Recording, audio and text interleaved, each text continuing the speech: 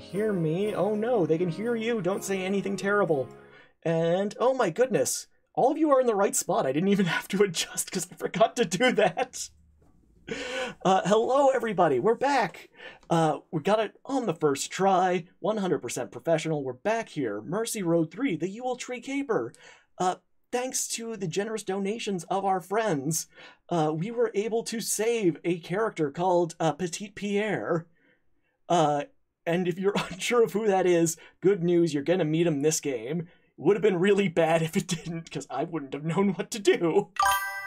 Oh, holy some guy called UnderdogAG has donated $300. Sauce is the best. Go kids. One very rare care package and one advantage for every player. Thank you so much, Underdog. Oh, sorry. UnderdogAG. I don't know who that is, but he sounds like a nice guy. Yeah, no, I think he's from like Belarus, maybe Hungary. But yes, we are doing raising money for Child's Play charity. If you're not familiar with them, how did you get here? They are a charity that provide toys and games for children in hospitals and domestic violence shelters in over 200 locations around the world, as well as technical training for people to help find and maintain these. No, I'm going into a Simpsons quote. It will be your job to maintain those small robots. To help maintain the game systems. Kadrofle, $45, chaos times 3. That's 4 chaos rolls I got. I'm gonna use them. I like the sound of chaos rolls. Oh man, you're gonna love them. Yeah, that is enough about me. I'm Saucefire, aka Gray, aka the DM. I am he/him. And I'll be guiding these clowns through a clownish adventure. And the player in the hot seat today is appropriately named Shank Grill. Y'all know him as Underdog, probably, and I think y'all love him as much as I do. Underdog, who the hell are you, who are you playing, and what do they look like? I'm Underdog, aka Anthony, aka Shank Grill. I am playing Shank Grill. He is the assistant manager at Strongarm Arcane. He sells arcana and arcane accessories. He's a Goliath barbarian, has a very tight crew cut, and wears sort of a white tunic and these pants that are sort of like a blue canvasy material. Cool. And Ethan, I'm going to step on your moment because I am going to have to pick the winner because I keep forgetting to do that. I was going to remind you after introductions, but yes. Yeah, I still appreciate it, but let's pick a winner. Get a little Dremel. And the winner is... Rex Verity has won a Mercy Road prize pack. That includes a Call of the Wild key, a Elderwood gift card for $25, a Wormwood gift card for $25, and a Dungeon in a Box. Be sure to get in contact with a mod so we can send you your wonderful gifts. And if I don't do this again at the break, it means I have failed at my job. Congratulations, Rex. Ethan, who are you? Who are you playing? And what do they look like? Me? Hi, I'm Ethan. I go by Kadrofle online sometimes. He/him. Today I am playing, or I guess I'm an astronomer. Today I am playing Sabrix Arcana Check, also he/him. Sabrix is typically a very fine courtier, going around performing at parties, slicked back black hair, usually very fine robes, but for this Yule occasion has only been able to find work as a Yule elf, and so is in a very cheap looking like green elf uniform, probably very offensive to actual elves. Awesome. Laura from chat has donated $15. Chaos reigns. I really appreciate this. I love the chaos rolls. So much more than the disadvantages. Next up is Patrick McNamara music. Oh, I'm Patrick McNamara of Patrick McNamara Music. And I'm a music producer, and sometimes I do this kind of tabletop RPG stuff too. But I don't really know how to play Dungeons and Dragons, let alone with the addition of chaos rolls. So this is going to be a lot of fun. And if someone donates $50 in chat, I'm going to do an accent for my character. He is called Squawker, and he is an Aarakocra Ranger. Now, is every time somebody donates $50, will you switch accents? Yes. I appreciate that. I appreciate your commitment to the role. Next up is Jen Mack. Hello, I'm Jen or Youngles on the Twitch sphere. I've been in a couple productions, TTRPG actual plays, but today I'm playing Oriana, who is a tiefling bard. She is a little bit more of like a Scottish leaning bard though, and used to be a soldier and is kind of less like your, Technicolor Dreamcoat bard, I guess. But she's a tiefling who uses her horns and that very much to her advantage. So we'll see what happens. Somebody's gonna get headbutted. Possibly. And last but not least, Tyrannosaurus has donated $50. Accent buy for Patrick right now. You're muted, but I assume your accent is on point. I am. Yeah, it was brilliant. Well, I've already done it, so that's discharged. It's now, over. Sorry. You'll see. I'm gonna keep this accent for when we start. Okay, sounds good. And then I'll change it within 5 minutes if someone does another $50. We'll queue them up. Last but not least, Eyle from Dwarven Forge. Eyle Alexander, take it away. Who are you? Hey, everybody. Who are you playing, and what do they look like? Yeah, I'm Eyle Alexander. He, him. I'm the head of the sculpting department at Dwarven Forge, so people interested in tabletop game terrain might know us and might have seen many of the things I've worked on from our various Kickstarter projects back a number of years now. And I'm playing Findy Froghinge. He's a halfling bard and bard paladin, more paladin really. But you find he's got a twinkle in his eye, unlike many paladins. About 3'3", so I'm rather tall for an halfling. They called me big fella back where I came from, and got green enameled chest plate, some green leathers, nice loot. Bit battered, but well repaired, slung over my shoulder. Shield on the other shoulder, and a nice rapier that is designed with the hilt so it looks like the mouth of a frog, where the blade is his tongue sticking out. And I got a mastiff that I ride upon. Rufus is his name, and that's me. Awesome. Whitefire has also donated $50, an item for Patrick, and also accents. Thank you, Whitefire. Apologies to Patrick. He's doing the accent right now, though. It's amazing. I'm gonna take some notes about how many accents I still have to do. Yeah. So I'm gonna make sure that I get to them. All right. So before we get into our adventure, should we hand out the magic items now or hand them out later? I think in true Yule fashion, because Underdog bought a very rare care package for everybody, I believe. Or sorry, UnderdogAG. Let me just get that up right now. Okay. For Hank Grill, a 9 lives Stealer Greatsword. If you are not proficient with greatswords, you are now. To Ethan, aka Kadrofle, aka Sabrix. You get, let's see, a Staff of Striking. To Patrick McNamara, aka Squawkers. Sorry, you get, let's see. Ooh, these are always fun. A Ring of Telekinesis. Ooh. Nice. Does it fit on sort of Birdman hands? Oh yes, perfectly. It fits perfectly upon one of your long feathers. Okay, excellent. Or maybe like on one of your talon. Maybe it's like a toe ring. Yes, no, yeah, that makes sense. Yeah. I want it to be the toe ring. To Oriana, how would you like a Horn of Valhalla bronze? Nice. And to Findar, how would you like? Okay, this should be fun.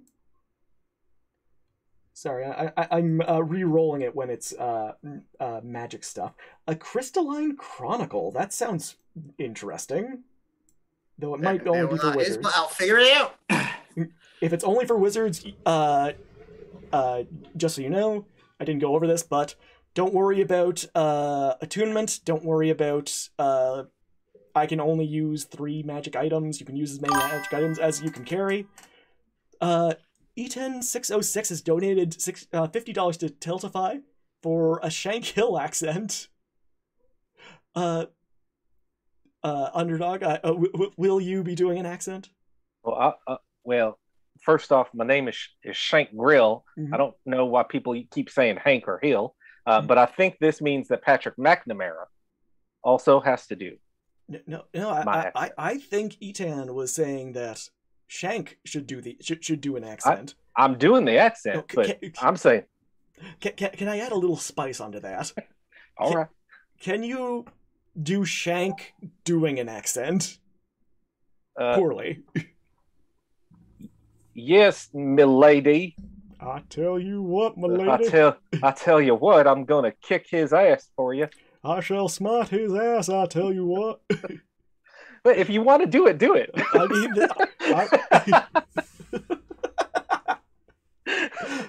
I'm sorry, it's my natural showmanship. So we love you, Sus. I know, man. I love you too. Tis the night before Yule, and all through the bay, a tree is rampaging. What do you say? Marcia Bay is known throughout the Sword Coast as the City of Festivals, because every other week there is another festival. A few weeks ago, it was the Garlic Festival. After that, the Quilt Festival. And then after that, most recently, the Barbarian Festival, which had ruinous effects upon Marcia Bay's economy. Just strewn helmets everywhere, slain beasts, barbarians left and right. But most important of Marcia Bay is the Yuletree Festival, and unfortunately earlier today it was interrupted.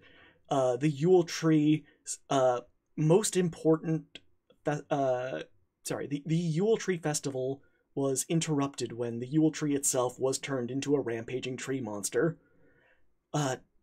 Normally this would just be another bad day in Marcia Bay. Unfortunately for the greater part of Faerun and Toril itself, if the Yuletree Festival is not completed on Yule, then, well, I don't know what to tell you. Winter will never end. It'll be plunged into a never-ending winter. All of the snow orcs and snowbolts that the children made have been coming to life and roaming the streets, causing mischief. The rampaging tree monster who ate one of the council members from the Council of Mysterious Benefactors is still just destroying buildings. It's been doing it for the last, 9 hours, 20 minutes, and 51 seconds. Can you believe it? But you have all been summoned. You have either been hired or blackmailed, coerced, bribed, what have you, into the service of the Council of Mysterious Benefactors. So my question to all of you, and we'll start with Shank Grill. One, how did Shank Grill find himself in service of the Council of Mysterious Benefactors? And two, are you having a merry Yule? Well, I reckon that Mr. Strongarm, who runs Strongarm Arcana, where I am the assistant manager, I sell Arcana and Arcane accessories, he would have sent me to help, or the council would have called me. Mr. Strongarm can be a bit of a ne'er-do-well himself. Oh, yeah. And so I reckon that I have done a lot of work around the community. Maybe Mr. Strongarm himself is a secret member of the Council of Mysterious Benefactors. I will not have you talk bad about my manager. I mean, That's not bad. It is an honor to be a mysterious benefactor. And Well, are you having all right a Merry then. Yule? That's a rather personal question. That's why I'm asking it. Merry is a strong word. It's been fun. All right. All right then. You know what? Say no more. Sabrix, how did you find yourself in the employ of the Council of Mysterious Benefactors? And are you having a Merry Yule? So I think that Sabrix is used to working in very like high courts, came here, this is the only job that he could find is a, Yule elf. So just putting out any feelers that he can. And then he received some blackmail, which he appreciated. Mm-hmm. Like he knows that they're worth working for at that point. Oh, yeah. They have some compromising pictures of you as a Yule elf, but because cameras don't exist, they're just woodcuts. It's a what's it called? A print. It's a broadsheet. And gods know he is not having a Merry Yule, at least not yet. Not in this outfit. All right. Squawker, how did you find yourself in the employ of the Council of Mysterious Benefactors? And is Squawker having a Merry Yule? Well, Squawker tends to have a merry time wherever Squawker goes. He's a life of the party, as you can imagine. In fact, right now, he's just flying around in circles and having a whale of a time owning a set of wings, Don't get any of that shit in Vampire the Masquerade. So, but the Council of Mysterious Benefactors contacted him, and they simply said, Squawker, there's an issue, and it's with nature, and we know that nature is what you do best. And I said, well, as a ranger myself, I will find out what's happening with this tree, and I will restore balance, unless that's more of a druid thing, in which case I'll leave balance how it is now. There is a little addendum to that. The Council of Mysterious Benefactors has another team that is going to be working on the rampaging tree monster, but not for another 21 hours, or not 21 hours. Not until about 9 a.m. Eastern. Eastern Faerun time. Squawk is just surely gonna keep on the lookout for crazy trees anyway, and see what other kind of nature stuff he can either bring into balance or bring back out of balance, depending on what the situation calls for. Well, let's hope this situation doesn't ruffle your feathers. Oriana. I love feather and all manner of bird-based humor as an Aarakocra. Oriana, how did Oriana find herself in the employ of the Council of Mysterious Benefactors? And is she having a Merry Yule? Not yet, because she's still kind of bored, but she misses the chaos of battle so much that she goes looking for trouble in a fun way. Yeah. Nice. So she overheard some people talking about potentially needing some people and inserted her big head into where it did not belong, and now you find her here, just waiting for something to happen. Oh, and things are going to be popping off in any moment now. But first, Findar, how did you find yourself in the employ of the Council of Mysterious Benefactors? And is Findar having a Merry Yule? Right. Well, I'm more or less a volunteer because as an halfling, I tend to see a lot of what's going on in the community affects small children because they're sort of on my level. And I grew up in an orphanage myself, and so I'm very sensitive to the needs of children. And when it seems like the kiddos are upset about something, or I want to do something to help out. And so I seeing that there was groups being assembled to do something about what's going on, I jumped right in and volunteered. Well, it is. And I appreciate a good joke. Mischiefs. I'm an adherent of kind of all the trickster gods, but especially Brandabaris. You may have heard of him. Mm-hmm. The Athling god of the tricksters, and Gal Glittergold. As I said, I grew up in an orphanage, which was mostly for small folk. Although it was run by a furball, you figure that one out. But it was gnomes and halflings, and so we kind of appreciated any of the higher beings that could give us advice for surviving, using our wits, getting by on the streets. And yeah, so trickery, that's all good, but when it comes to rampaging trees, that's maybe a bit much. Vindar, it is a good thing that you kind of specialize in helping the younger people of Marsha Bay, because you were summoned by one Elvin Addington, the 14-year-old son of the former head of the Council of Mysterious Benefactors, Sir Adric Addington, who was tragically eaten by a rampaging tree monster earlier today.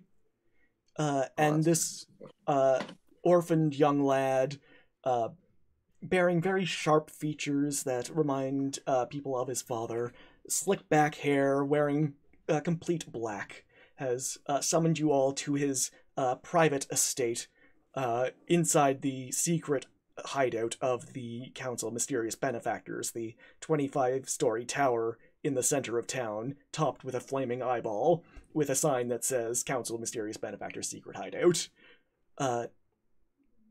Elvin Addington has summoned you all here, and you can see that currently in a bed being tended upon by apothecaries is a frail-looking child, and Elvin is holding the child's hand, and beside, on the other side of the bed is a warforged with a little abacus kind of built into his tummy.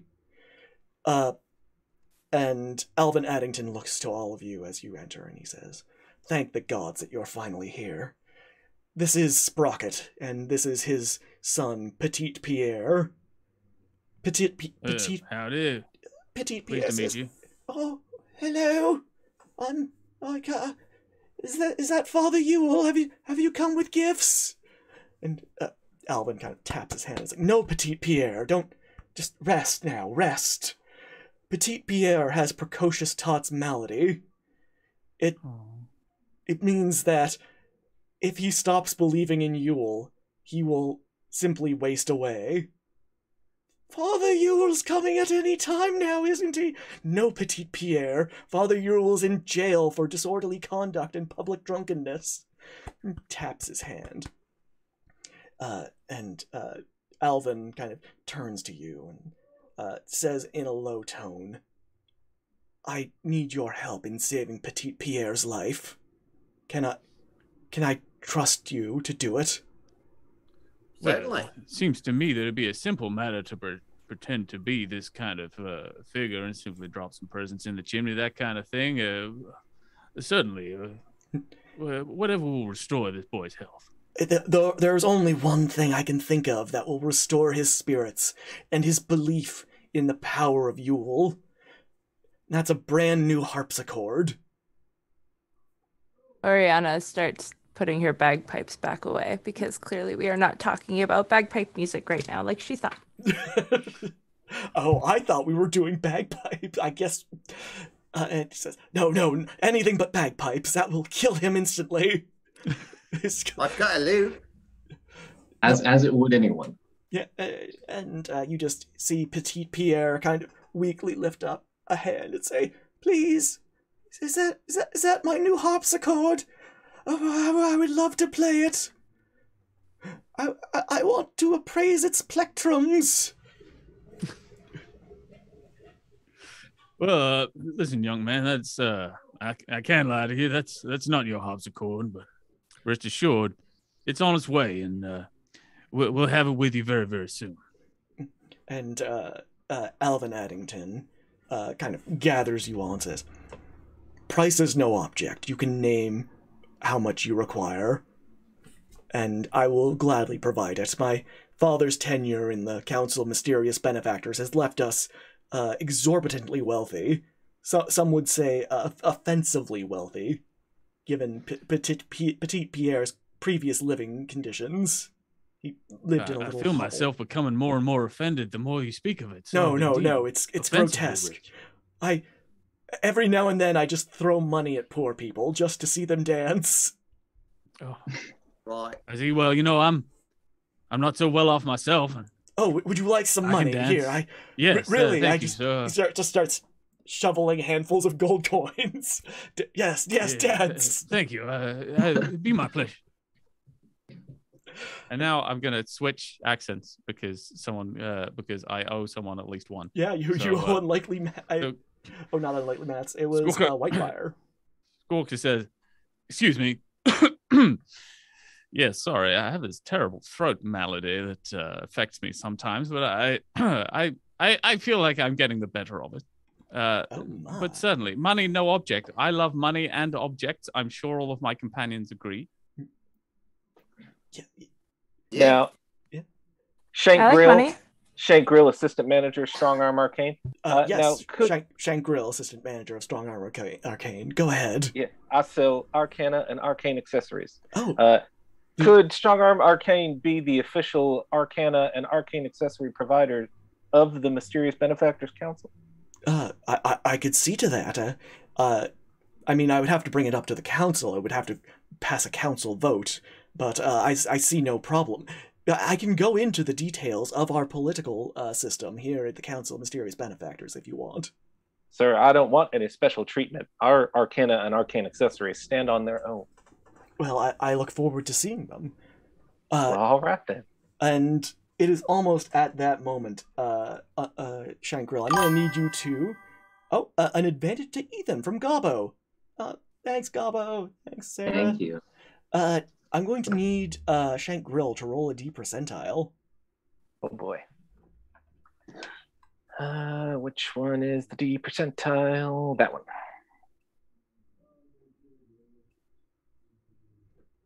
That is a 14. 14, all right. Okay. Okay.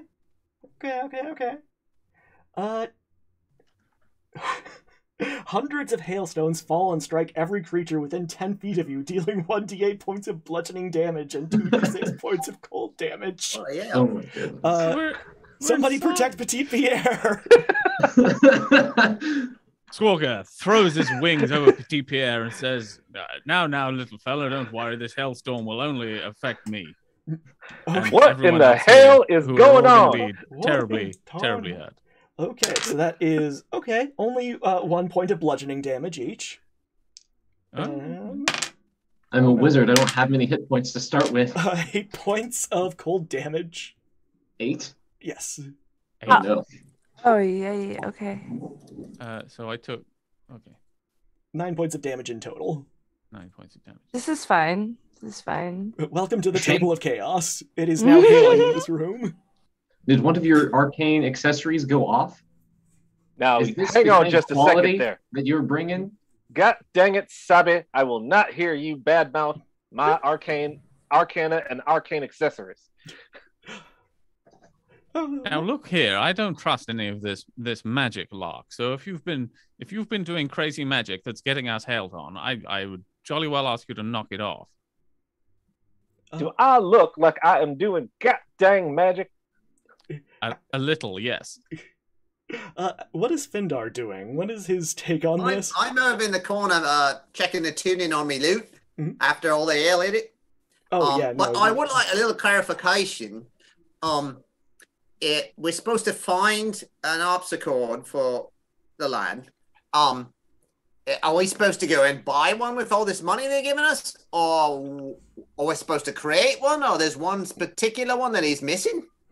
What are we supposed to be doing? And Adric Addington is down. The only thing that will lift his spirits is a brand new harpsichord made by the skilled gnomish inventor Zook Zadruk. But most of those are sold out.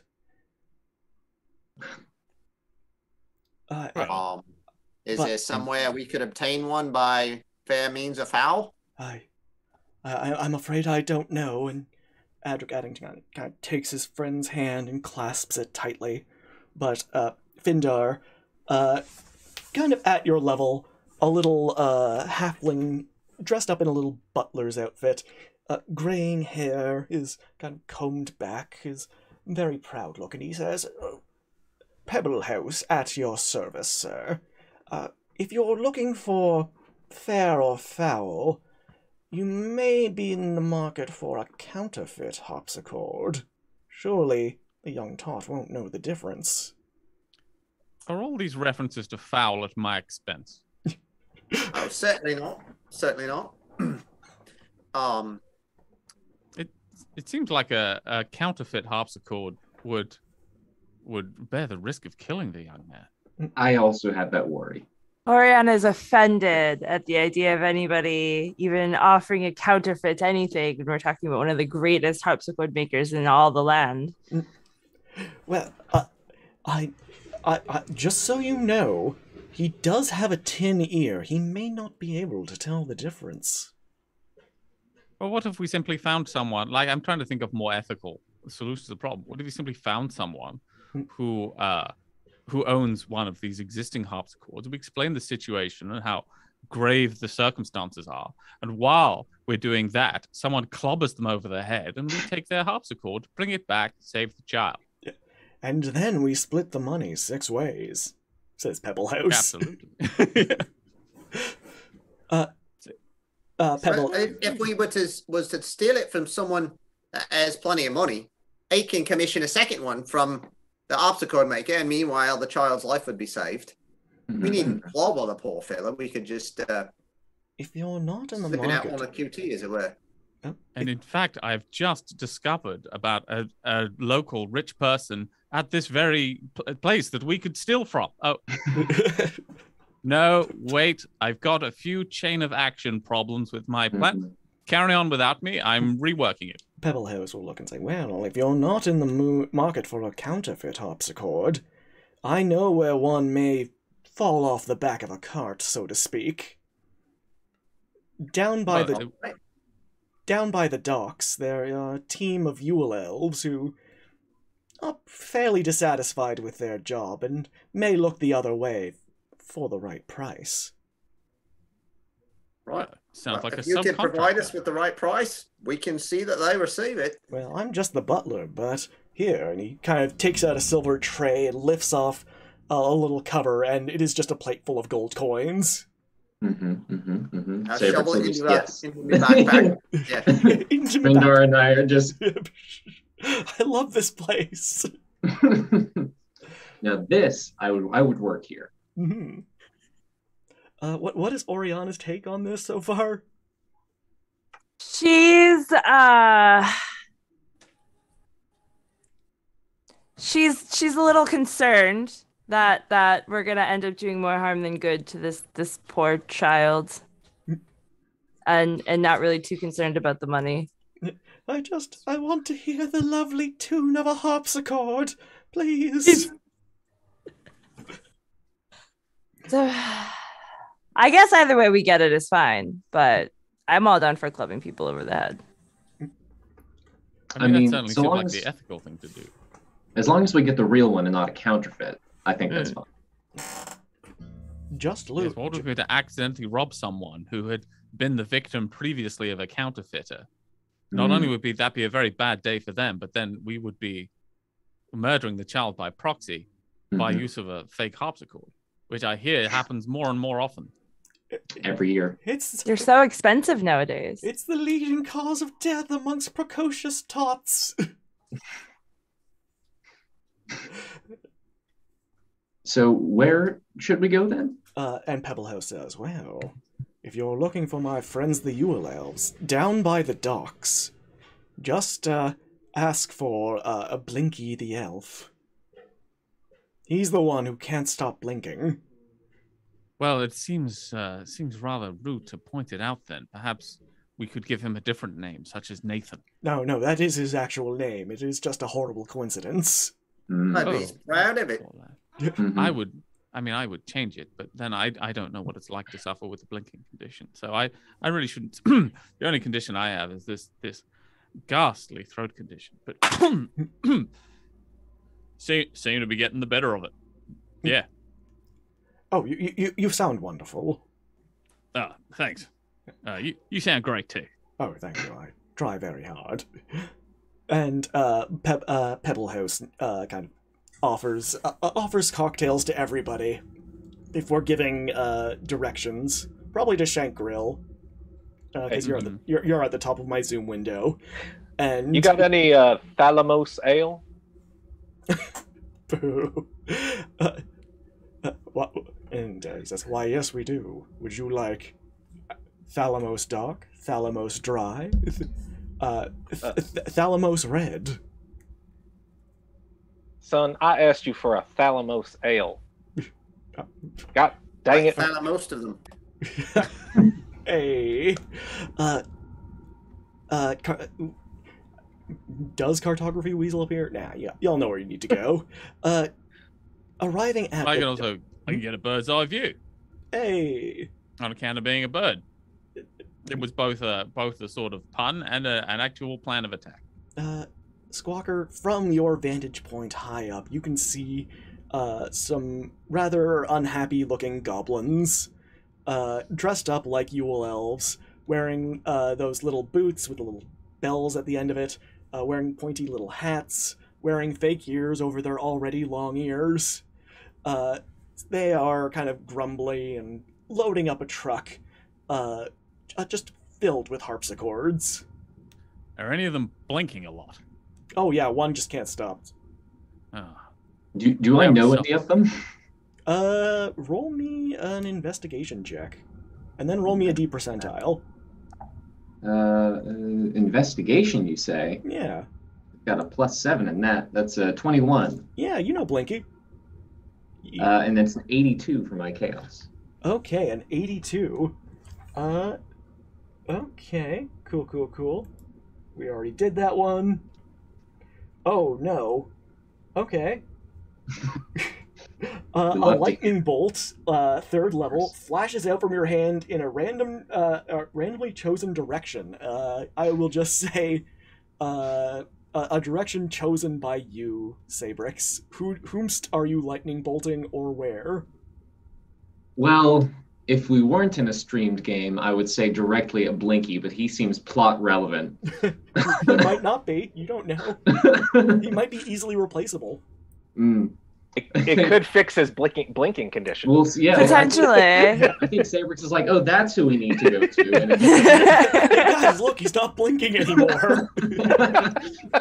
Now he's smoky. I told him to stop that. He just had to do one of those 15-minute breaks, though, and that's the only way he could get him. Mm-hmm. But yes, you recognize Blinky. There's also Stinky, Chompy, Bitey, Scratchy, Pinchy. It's just It seems the worst. here like I'll need some personal reinforcement, so I'm going to whistle for my faithful animal companion, Wrong Dog.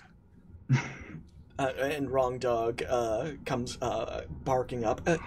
Could you give us a little description of Wrong Dog? Wrong Dog is a kind of shambling nightmare, a terrible lumpy thing with too many mouths, too many ears. With every whimper, he pleads for death, and I love him so. He's my animal companion, and I wouldn't have him any other way. Yeah, I'm picturing maybe there's just one orifice that is constantly oozing some kind of substance. Mm-hmm. Maybe every now and then you hear like a limb cracking and readjusting itself into place. It doesn't so much sort of run as it does just pulsate in a given direction. Yeah, it shambles and pulls itself, leaving a trail of some kind of ichor.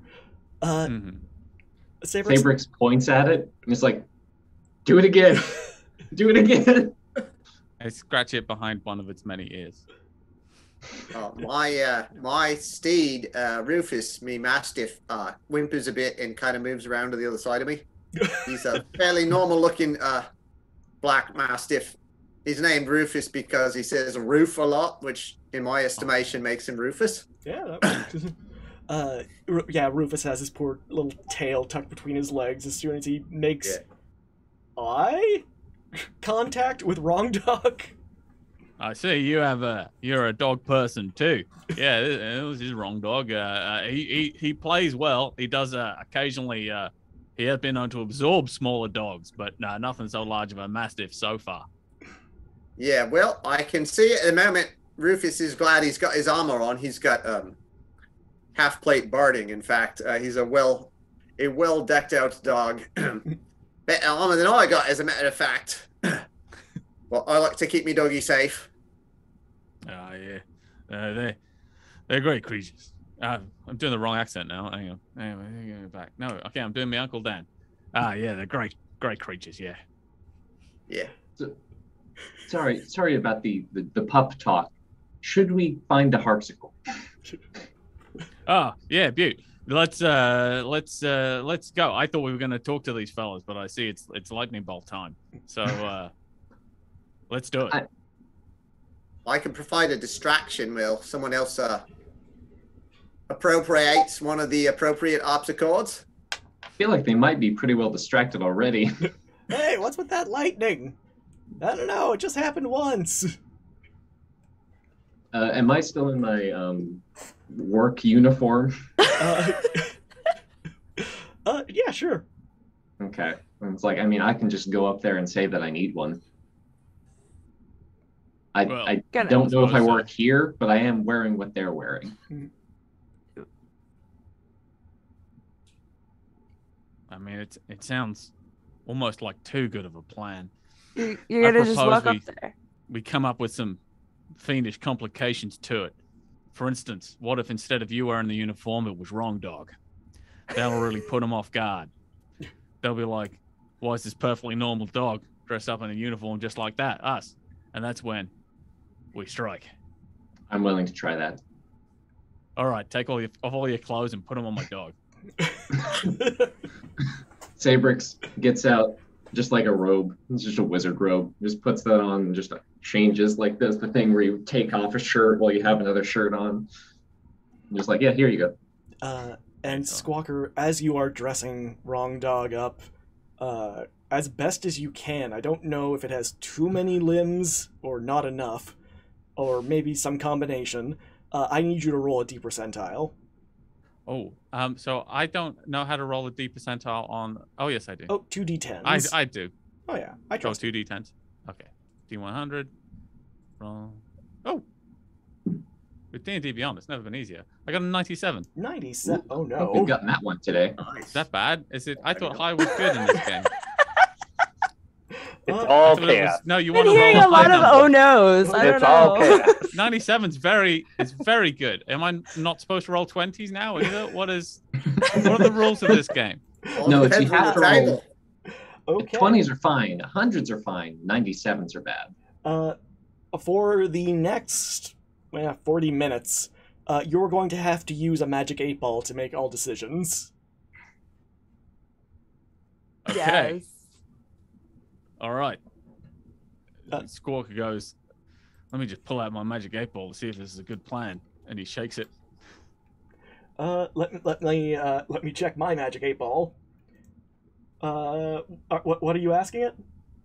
I was gonna, is this a good idea? It comes up with, you may rely on it. Guys, this is gonna work perfectly.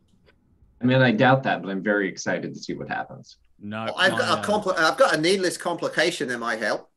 Mhm. What if we do sort of a good dog, wrong dog thing? I can use me illusionary ability to make me Mastiff look like he's also wearing an elf outfit, and then that'll just confuse him more.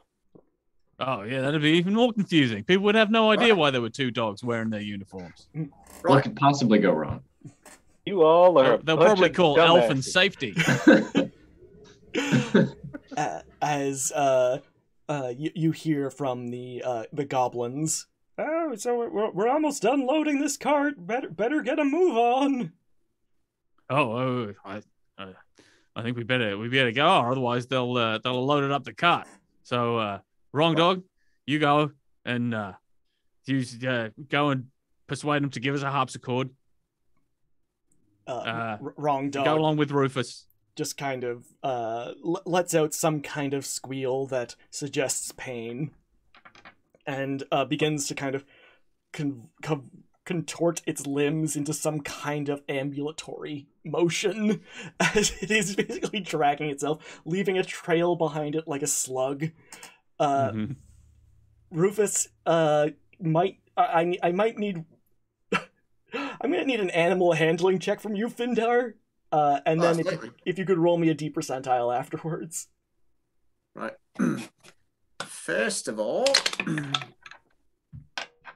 that is a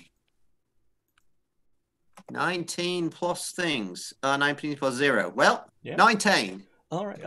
Rufus is and kind of that's the animal handling. Rufus is cajoled into this plan. And 56. Okay.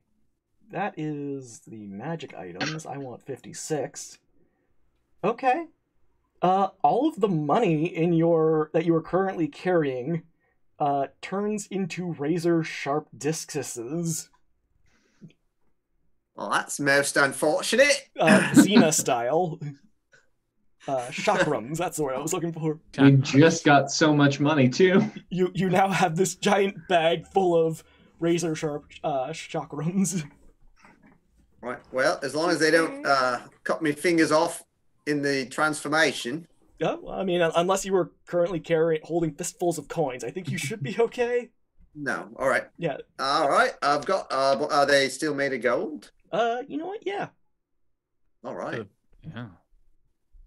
They'll be In terribly that case, soft. I then. will. They won't function particularly well as chakrams. They'll weigh a ton, but Yeah. Might require Shank's strong arm to throw them. Yeah.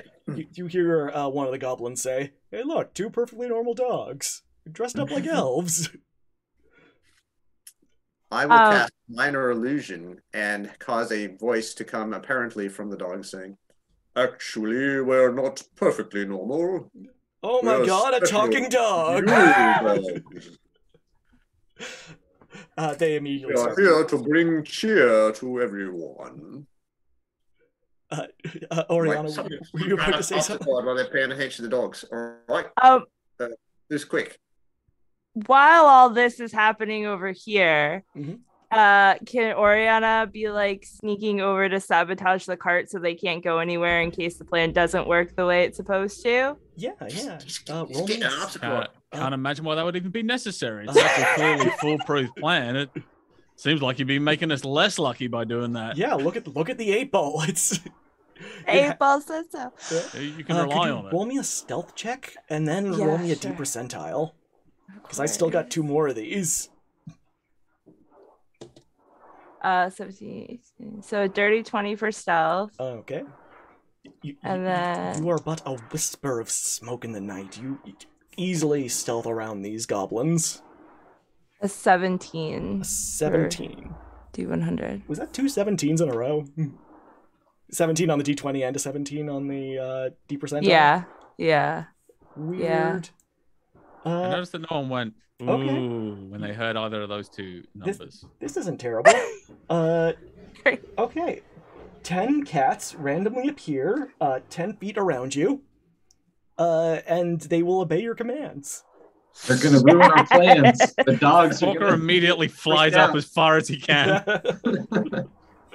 Fuck cats. I'm going to need animal handling checks from both Squawker and Findar. To deal with the cat or to deal with the dog? I have an army of cats.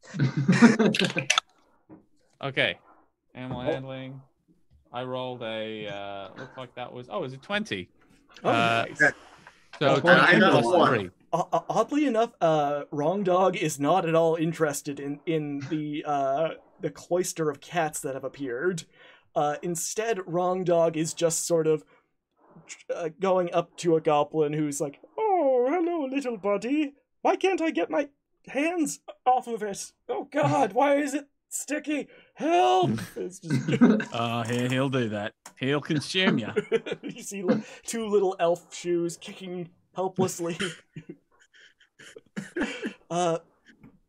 Meanwhile, Findar, you see Rufus just kind of, his dog instincts kick in, his ears just kind of whoop. His tail kind of goes up as if he's in play mode, and he just bolts for one of the cats. Oh, hey, buddy, no, that's not. Oh dear. Yeah, I got a 1, so off he goes. He weighs a lot more than I do. He's going to drag me down the street if I try and stop him. He's having a great time just chasing a cat. Oriana, you have 9 more cats. One of them is kind of distracted. Well, she's gonna hope that they also are as infatuated with kittens as she is. So she's gonna send like four of them to go distract all of the other is it goblins that we're dealing with that are dressed as elves or whatever? The other ones? It's a very offensive portrayal of elves, but yes. Okay, yeah. So she's gonna send four cats to go that way and kind of distract some of the other peoples, and then she's gonna have the five of them sabotage the carts, or at least get in the way so that they can't take them anywhere. Okay, you skillfully sabotage the cart, just kind of taking the wheel and tossing it into the water. It pops right off.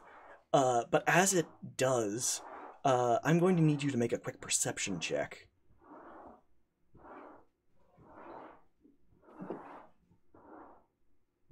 Uh, 12. 12, okay. You see that this cart is infested with harpsicord termites. Great. Which means those harpsichords are probably infested with the termites also. All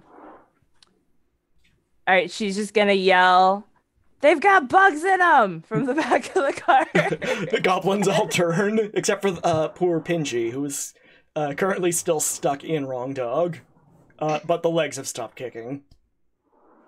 It's all right, guys. Let's all jump onto the cart, and then we can escape using the perfectly functional cart. That sounds like a decision you should really consult your 8-ball. I say to the magic 8-ball. The magic 8-ball says... outlook not so good. It knows. All right, let's not do that then. That's a bad idea. I don't know why I even said it. What if we was to tell them that since there's termites in all the harpsichords, we're going to have to reapportion them to better locations where they can be de-infested, and we'll just take one with us to begin the process. We could pretend to be harpsichord inspectors. $10. Anthony gets advantage from Fist. The goblin's just kind of looking at you and saying, we would have sold you one. Do you want a harpsichord? Well, not now. They're full of bugs. Unfortunately, all I can offer you is these golden chakrams. What do you know? That's what goblins use as currency. Oh, wow, really? Yeah. Give me 5 chakrams and I'll give you a harpsichord. Yeah. Chakrams. Oh God, they're so sharp. Right. Oh God, yeah, come. Go nuts with your chakrams. Yeah, they start tossing them between each other, laughing, and one of them slicing each other's hands horribly. They're having a good old time laughing. Lands in the unmoving this one's body. now Blinky. scabby, and that one's bleedy. It's bleeding. Yep. Poor old Three Fingers approaches you and says, "Oh yeah, just help me take it off the cart." And he kind of lifts it up, and immediately the harpsichord just falls apart, termites scattering everywhere. It's a trap. Bad plan.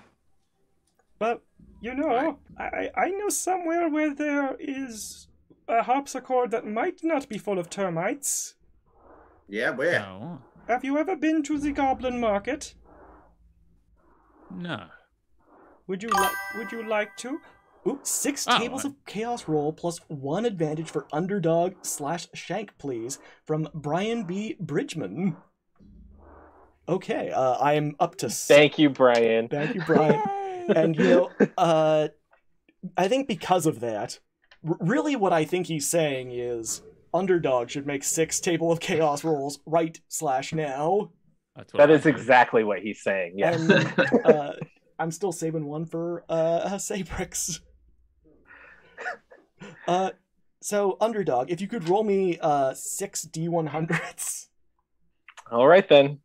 With D&D Beyond, it's never been easier. Mm-hmm. We're about to kill all these goblins before they can tell us where to go. Oh, here are the instructions written down. Oh, thank you. Okay. Yes, in case anything bad happens to me, here's also my living will. The rolls went away. Oriana, he hands you a letter to his widow, or his soon-to-be His widow. widow?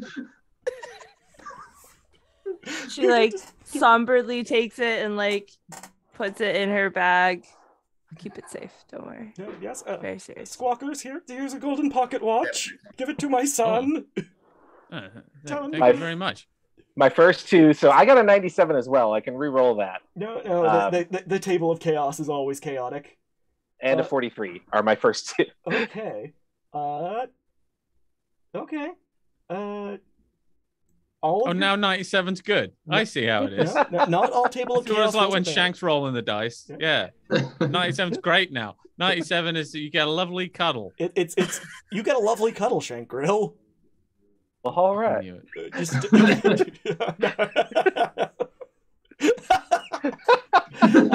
at 97, for the next minute, you are unable to speak a deliberate lie. That's not a problem. Shank Grill never lies. What was the second roll? 42. 43. Okay. Okay. The next creature you touch is blinded. Okay. All right. Next two. Yep. I got a 35, and oh no, I got a 1. Okay. Oh no. It's okay. One's a good. Okay. Yeah, Probably. You see clopping down the streets a majestic unicorn with a saddle, and it looks to you, Shank Grill, and just kind of gestures for you to jump on its back. God dang it, I'm going Don't to do ride it. this unicorn. Okay, as soon as Absolutely. you step on the horse, on the unicorn, you blind it. Yes. You rolled a 1? Yes. Okay. You blinded a majestic unicorn. This is actually pretty good. For the rest of the game, you smell like wood smoke. Not clean burning. Not propane. Okay, no, this is terrifying for you. Yeah. How many was that? That was 4? I think you That was 4. Two more? Next two, Mhm. a 10 and a 98. Okay. 98. No, that one's bad. 10. Okay. Bubbles of acid just start to form around you. If anyone gets within 10 feet of you, they take 1d6 points of acid damage. That's the goblin killer. And the last one was 92, you said? 98. Okay. Okay. You know what? This is all right. A massive sandcastle forms within the center of town. Is that around the secret base? That is around the secret base. It is massive in scale, and I don't know if it matters, but it belongs to you, Shank Grill. What in the hell am I going to do with a sandcastle? That's not solid construction. Okay. Now, you also have 1 advantage. Well, actually, 2 advantages in total. I have thanks to 3 Fist and advantages, Yeah. I think. Looking at the directions, you see the Goblin Market is situated underneath Marcia Bay's only bridge. As you arrive there, there is a troll kind of guarding the door, not very attentively, going through the most recent broadsheets. And they kind of look up, and the troll says, you here for the secret Goblin Market? Oh, yeah, we are for the secret goblin market, yeah. How did you know? Yeah, Are you a cop? You You have to tell us if you are. Are you with the constabulary? No, you can't use "are you a cop" on someone who just "are you a cop?" It's called the Uno reverse clause. Oh no, I forgot about the Uno reverse clause. No. Findar. No, I'm not. I'm an ordinary ranger. Findar, your mastiff kind of comes back to you, looking a little sad and at the same time, Oriana, your one cat, just kind of sneaks back, looking like it's been chased around town. Well, Rufus, Sure thing. this guy over here's got a unicorn, all right? You see what I'm saying? All I've got is a dog, and he can't even stick where he's supposed to be. So just like behave yourself, all right? I will say that Shankril, if you are still upon the unicorn, it is just kind of going around in circles and it's blind. and So- every now and then getting scalded with acid. Yeah, I was gonna say it was probably melting due to acid. So he has since gotten off the unicorn. It was only 1d6 damage. You brought it into existence to make its life pain. Isn't that what fatherhood is really about? It's true. You created a great name for a ska band. Blind unicorn? Yeah, Yeah. I'd go and see go and see Blind Unicorn. Yeah. Acid unicorn. Acid unicorn. No, that's the style of There- music. They're opening for Wrong Dog, I think. Today is National Unicorn Day, just saying. Oh, Is it really? you blinded a Yeah. unicorn on Did that on National National Unicorn? Unicorn Oh, no. Day? Yeah, underdog. What I the committed hell? a hate crime. That's worse. You know. There. Okay. The troll kind of looks at you and says, you better not be here for the harpsichord like the other guy. There's only one left. Oh, we'll take that one then. No. I mean, you have to ask the other guy. He's also here. Oh, What well, other guy is guy? that? That other guy. And he kind of points. And there is just this hulking, massive, kind of spent way too much time at the gym kind of guy. a Wearing little bit like me. tight scale mail. And he approaches you and says, are you after my harpsichord? I was waiting Yes. for it. Shank Grill, Strong Arm Arcane, we're going to need that harpsichord from you, sir. I'm afraid I cannot do that. This harpsichord is for my son. It is the only thing that will save my failing marriage. Now, listen here, fella. I like your style. I like your look. You look like a condom stuffed full of walnuts, and I really admire that in a person. But while you're merely trying to save your marriage, we're trying to save the life of a young child who has some kind of harpsichord-based wasting disease. Yes, precocious dance malady. It is a very common disease. Oh, you've heard of it, I see. Yeah. Well, I donate we every got year one of to a those. charitable organization that specializes in providing harpsichords for children with wasting disease. well, they're not doing a very good job because this child's wasted away for want of a harpsichord, and he's rich, and that isn't the kind of thing that typically happens to rich children. Oh, I see what happens here. The charity probably means tests to these harpsichords, and wouldn't let them out to this child because he's too rich. I see. Well, that's why means testing is a bad idea. Unfortunately, I cannot allow you to take the harpsichord, no matter how precocious your little child is. Well, May I Rude. say something? As you say something, I'm going to need you to roll a D percentile. 57. Okay, continue. Well, I would just really like to suggest that you let us have it and go home. And I would like to try and cast suggestion. Okay. By all means. Oh, $30. Something for squawkers from Brosephine. Thank you, Brosephine. Draw for charity. Go follow them. It's draw. Just go do it right now. They're an awesome group that also support Child's Play. Patrick McNamara.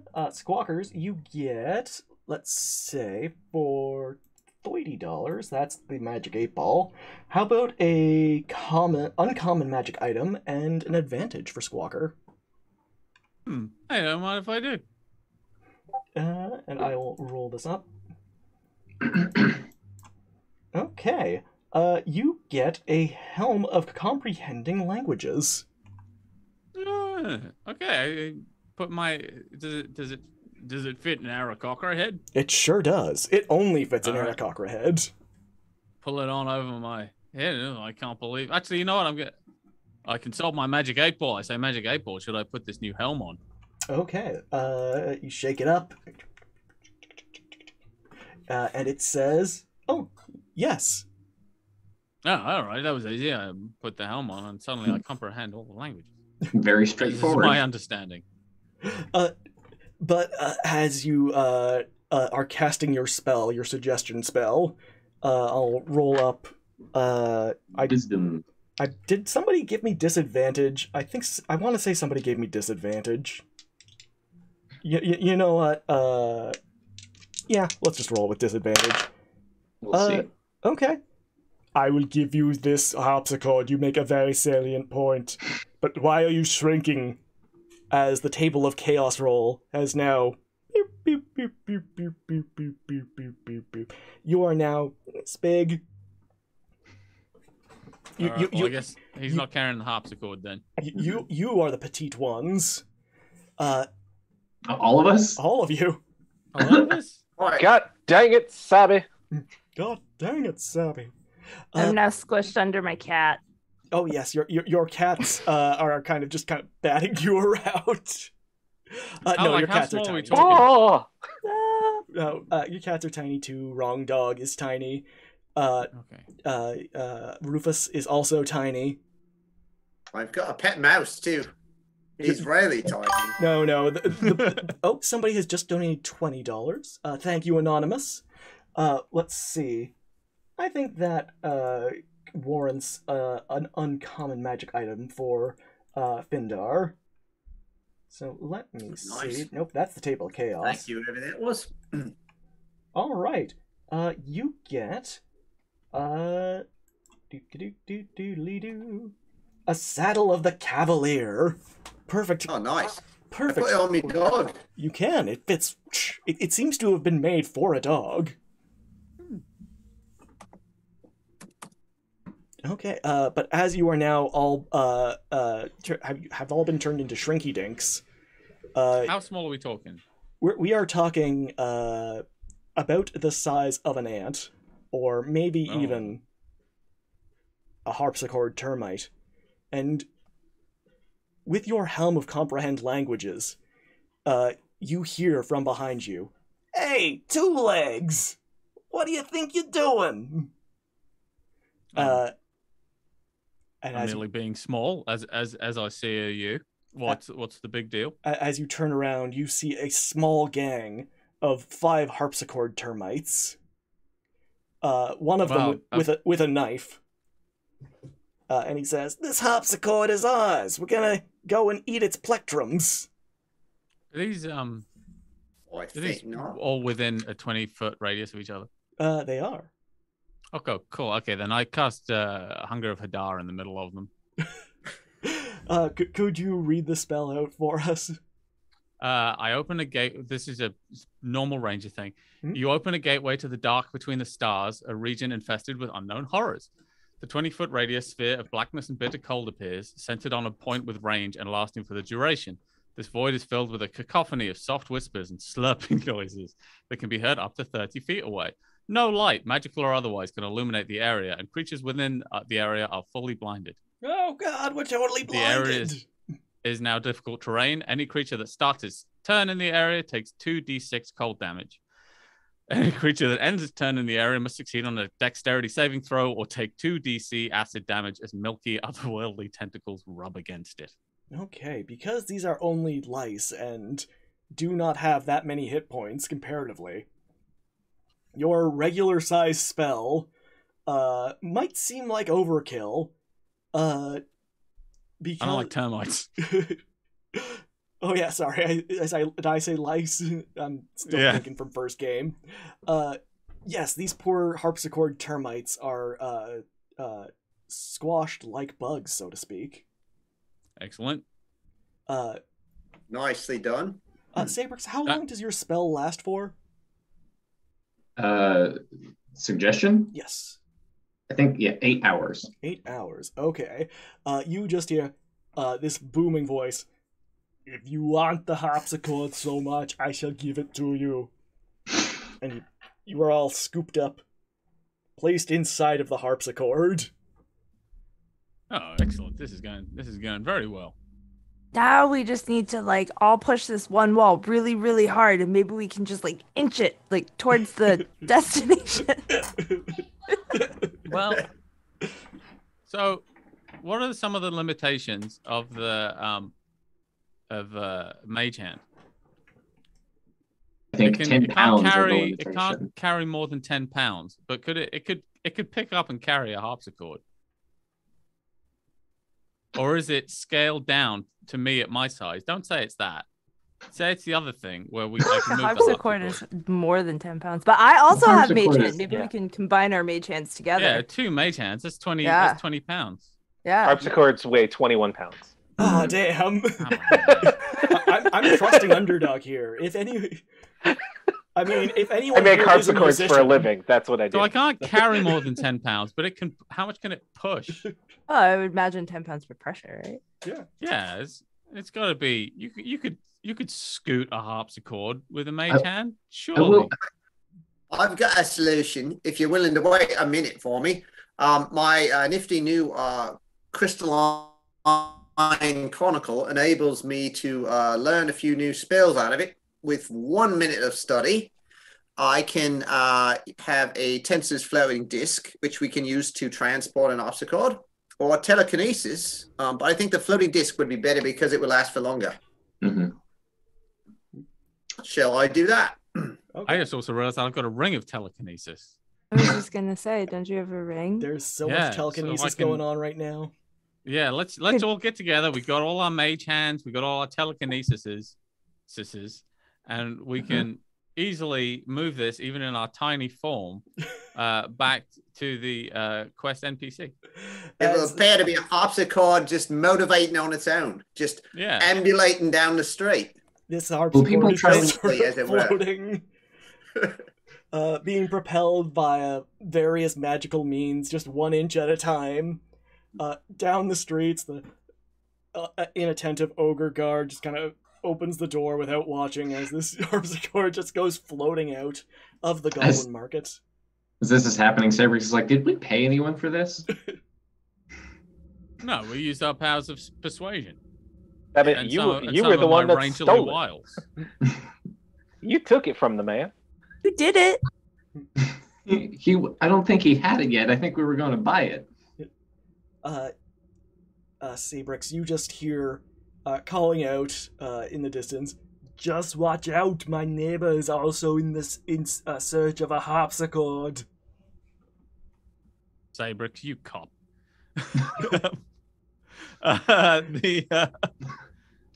Oh no, he's got neighbors, and I've only got 1 ranger spell left today. Mm. We better hurry up. Unless And you I take a try short and rest. telekinesis it faster. it's I'm picturing it going like, yeah, let's go to warp speed, and it just kind of floats just slightly faster. You feel it kind of come to a halt. And you see his poor Kronk Strongfist's neighbor, Binsad. He is dressed up quite like a sailor. He's wearing like a stylish bandana over his head. He's wearing a simple leather vest, flowing pantaloons. And Binsad just kind of looks and says, well, this harpsichord doesn't look like there's anyone who's owns this floating harpsichord. Maybe I'll Oh, yeah. play myself a song. He cracks Oh, no. his knuckles. Use minor illusion to have a voice come out of nowhere and say, "Do not touch the harpsichord, or you'll no, be use stricken with 7 prestidigitation. years of bad luck." Roll me a persuasion check. Can I add to this with my prestidigitation? You'll have to consult your magic 8-ball. Oh yeah, I say magic 8-ball. Could some prestidigitation work here? I can amplify it with my thaumaturgy too. Most likely. Oh, most likely. All right, so let's go. Let's make this the best presentation of a ghostly voice imaginable. That was a 19 on persuasion. Okay. Okay. Okay. Binsad just kind of approaches this. You know what, Eyle? I will give you advantage for the thaumaturgy and prestidigitation if you want to roll again. Roll again. I'm trying to beat a 19. Oh. You might have to. No. Binsad. Yeah, 17 plus 2 is my best effort here, I'm afraid. Binsad, unfortunately, is one of the boldest sailors Marsha Bay has ever seen. And he says, This isn't the first time a harpsichord's tried to get me not to play it. And as he cracks his knuckles, he presses down on one of the keys. And All right. Rude. This seems like it's okay, fellas. I got a couple more ranger tricks in my book. Sorry, fellas, and another. I'm going to simply use a little trick of the wild here called Eldritch Blast. Before you can do that, though, I am going to need Squawker to make a dexterity saving throw. Okay, that's what kind of dice is that? D20. D20. Okay. I got 14, and my modifier is 3, so I got 17. 17. Okay, you managed to avoid it as one of the strings is plucked, sent vibrating and throwing you off your footing, but you managed to avoid taking any damage. Stop flapping. It's fly time for this bird boy. Later, nerds, and just fly away. You show up in the next game. Shit. Sorry. Yeah. Can I still Eldritch Blast him? Oh, blast away. So I started blasting. So, for Eldritch Blast, is that another D20? To hit. Okay. Oh. I got a 7 plus, and it's plus 6. So I got 13. That is not a hit. No. Binsad just kind of avoids it easily. He says, "Ha-ha! Not the first time a huge? harpsichord's tried to shoot me." Yeah, no, it is huge. Is it? Yeah, because it's got to be like a Kamehameha, right? At our scale. It's just enormous. But as you the regular Eldritch Blast is just a tremendously large spell effect at our scale. Comparatively, like it you know, it is like if you've seen Akira, where there is the orbital shots. It's just, at least from where you're standing. For poor Binsad, he's just like, whoa, wow, look at that. That was weird. Hey, I'll stay away from the harpsichord. But he can't hear me because I'm atomic. Can I cast Thunderwave at him? Yeah, Thunderwave. Inside the harpsichord? No, like I'm gonna like peek through a crack and just like... Although I could use it to make the harpsichord move faster. Might damage it. No damage. Blow it up. How fast can a harpsichord go before it starts losing structural integrity? We need Ryan North here. He would know. Physics. No. Okay, I'm gonna try to Thunderwave Binsad. Okay. Do like a crack or something.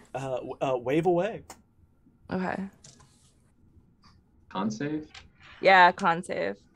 How does a 3 do? No. Not It's a even con a- save. No. No. No. So he okay, hold on, let me roll damage. What is around us right now? You are in the middle of the streets, open road, cobblestones. Little kobolds are making little snowballs. The snow is about waist deep. But not to us. To us, it's an incredible, impassable ice wall. He takes 5 thunder damage and he's pushed 10 feet away from us. Oh, Binsad goes just kind of pushed back at the force of this thunder wave. And he's like, whoa, that is a good sound from that thing. My ears are ringing. I gotta try that again. He presses the same key. Squawkers, I need another dexterity saving throw. Oh, but I'm flying now. Doesn't that help? Oh yeah, no, you're fine then. Okay. It is at this point, you all return to your normal size. Oh no. From inside the harpsichord? From inside the harpsichord. Oh Why did no. you say that? He might not have known that we were remember that we were inside the harpsichord. Don't tell on this to the DM. We all come flying out like a bunch of popcorn then. Yes, I'm going to need acrobatics checks to avoid injuring the harpsichord from everyone but Squawker, who can fly. You said you were going to make me do all acrobatics and athletics checks, so here we go. Here we go. I got a 6. Okay. I got a 9. You got a 9. Oh, 17. Okay, good job, Vindar. Pretty agile. Yeah. I used every advantage I have to get a 14. Okay. Ooh, you know what? That's a good point. I do have an advantage. Oh, I have one too. Yeah, same. That's better. I've That's got 15. an advantage too. It's called wings. I got 23. Very well done. Nice. All of you managed to avoid damaging the priceless, termite-free harpsicord, and you kind of each are plopped into the snow in front of it, right in front of Bin Sad's feet. And Bin Sad kind of looks down at you and kicks some snow and says, "Hey, what are you doing to my harpsicord? Go Essentially, get your our own." harpsichord. No, it's We mine. stole this fair and square. I claimed it. It was just, if you look at Marcia Bay law, any floating harpsichord is up for grabs. Well, I think if you check clause 51B of that law, you'll discover that Eldritch Blast. Well, 1 second, let me get my... And as he's looking at his law book, I hit him with an Eldritch Blast. His charge chart. And we will see what happens from that Eldritch Blast when we get back from our break. But before that, don't go anywhere unless it's to grab a friend or grab a drink or grab a snack or to stretch your legs. We'll be back in about 10 minutes. But before we go, Saucefire's going to remember to start a new giveaway. Why did I cancel that giveaway? We already picked a winner from the last one. Giveaway is being a little unhelpful. Here we go. Thanks, Streamlabs. We're in flashbacks to when I had to do giveaways. All right. It's always a high stress event. I know, right? So let's get this started. We will resume entries, I guess. Type exclamation point gimme, all lowercase. Right now we are going to hopefully give away. This is game 4. A Call of the Wild key, 2 Call of the Wild keys, so you and your friend can play Call of the Wild together. And 2 Elderwood gift cards, each worth $25 dues. So be sure to enter, because if you don't, you're going to be missing out on some prime loot. But yeah, we'll be back in 10 minutes, so don't go anywhere. Everyone wave! Bye! See you soon, not bye! Your mics are still hot, so don't...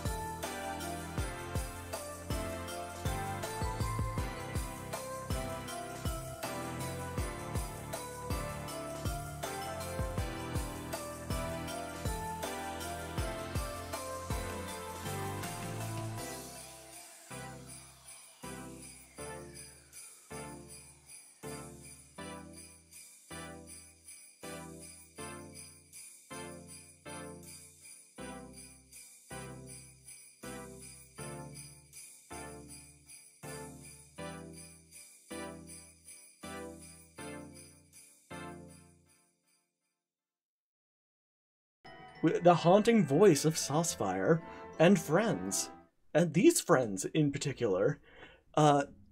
We are going to... Sorry, I'm already spacing out. It's happening. It's happening. We are Mercy Road 3, the Yuletree Caper. We're raising money for Child's Play charity. If you're not familiar with Child's Play charity, well, sit right there and let me tell you. They provide toys and games for children in hospitals and domestic violence shelters, as well as training for game techs. Lots of great information there. Lots of it's a great cause that we all care deeply about. We've already raised a king's ransom of money, and we are not even we're not even halfway there. So we're not even halfway done. But yes, when we last left our group, they were in search of a harpsicord, the only thing that would stop Petite Pierre from succumbing to precocious Tot's malady. Some complications occurred involving Yule elves, a very poor impersonation of a major Hollywood celebrity, and now with a sailor who is one of the most daring sailors in all of Marsha Bay, and also a harpsichord enthusiast. It is none other than Binsad. When we last left our group, Squawker was in mid-Eldritch Blast. But as the spell kind of starts cackling as you go through the magical procedures... magical procedures. This is scientific ranger knowledge. Oh yeah, no. As you do the very common Eldritch spell, known far and wide by all rangers, Eldritch Blast, I'm going to need y'all to roll for initiative, preferably one at a time, so my caffeine-addled brain can write these down. I have a question. Yeah, go nuts. Can I have cast a spell that I wanted to cast but did not want to interrupt the game for earlier on? Depends on the spell. It's a Gift of Alacrity. I want to give myself a D8 on initiative. Oh yeah, go nuts. And it lasts for 8 hours, so. Yep, that sounds good. Walker. I cast Wish. Do you have Wish? No. If you don't ask, you don't get. You know what? I tend to be a pretty lenient DM and go into rule of cool. So if you can like really, really do a good job of convincing me that you should be able to cast Wish. No, no, I got nothing. I would immediately wish for a harpsichord. Is what I would do. So don't let me. Yeah, don't let me cast Wish. I'll only use it to be lazy. So it's for my own good that you don't. But hey, chat, if you want Squawker to cast Wish, a donation of $100 will get him a legendary magic item, and who knows, it might be something Wish related. There are multiple. Yeah. Okay. Shank, what did you roll? 9. 9. Not good enough. Sabrix. 26. Because I got an 8 on that extra D8 to my initiative. Well done. Squawker. I am actually going to use my advantage. Okay. So I got a 12 so far, and yeah, it's a 12. 12 plus, is that plus my charisma, my dexterity modifier? Yes. So I got 15 total. Okay, Squawker's got a 15. Oriana. I rolled a 17 plus 3 is 20. 20, okay. Cool. And Findar. 16 plus 4, dirty 20. Oh, nice. Okay, sorry, Oriana, what was your roll again? 20. 20, okay. It's going to go Sabrix, Oriana, Findar, Squawkers, then Shank, and where does Binsad... Okay, Binsad rolled a 14, so he's going to go between Squawker and Shank Grill. Sabrix, with your alacrity, lead us in this round of combat. So we have all popcorned out of this harpsichord, and Sinbad is 10 feet away. Been said. Been Legally said, thank you.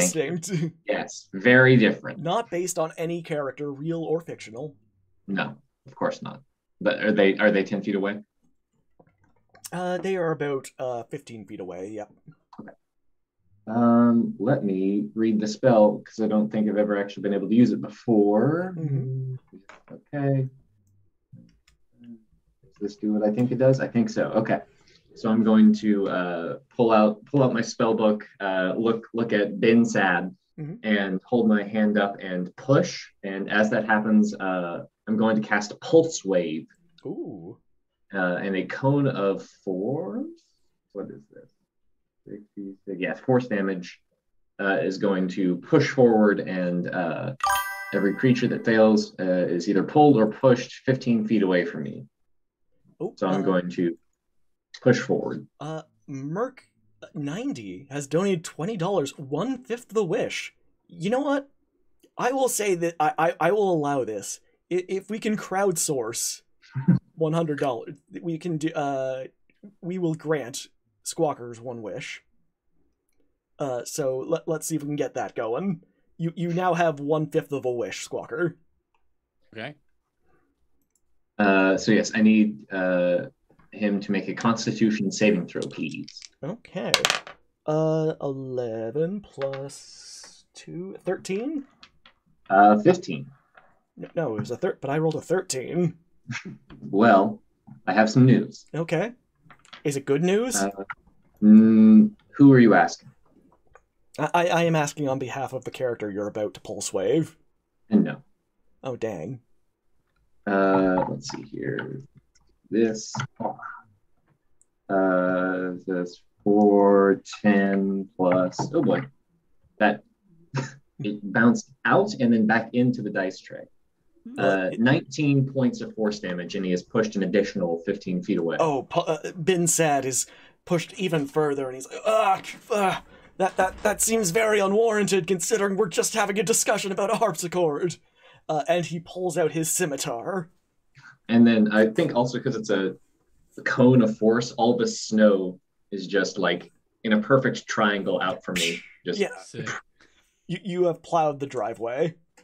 Mm-hmm. And then I'm going to move behind my hopefully more constituted friends. Okay. Anyone in particular that you are hiding behind? I'm going to go behind the harpsichord, because then he'll have to hurt that if he wants to hurt me. Now, would we describe this as cowering? It's not cowering. It exists within some kind of cowering. Yes, it is a subset of cowering. Yeah. All right, Oriana, take it away. Okay, so Oriana is going to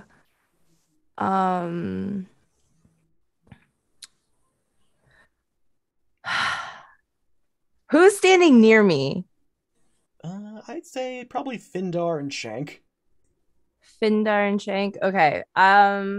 If it's okay with Findar, Oriana's going to enhance ability them and cast Bear's Endurance on them. So you get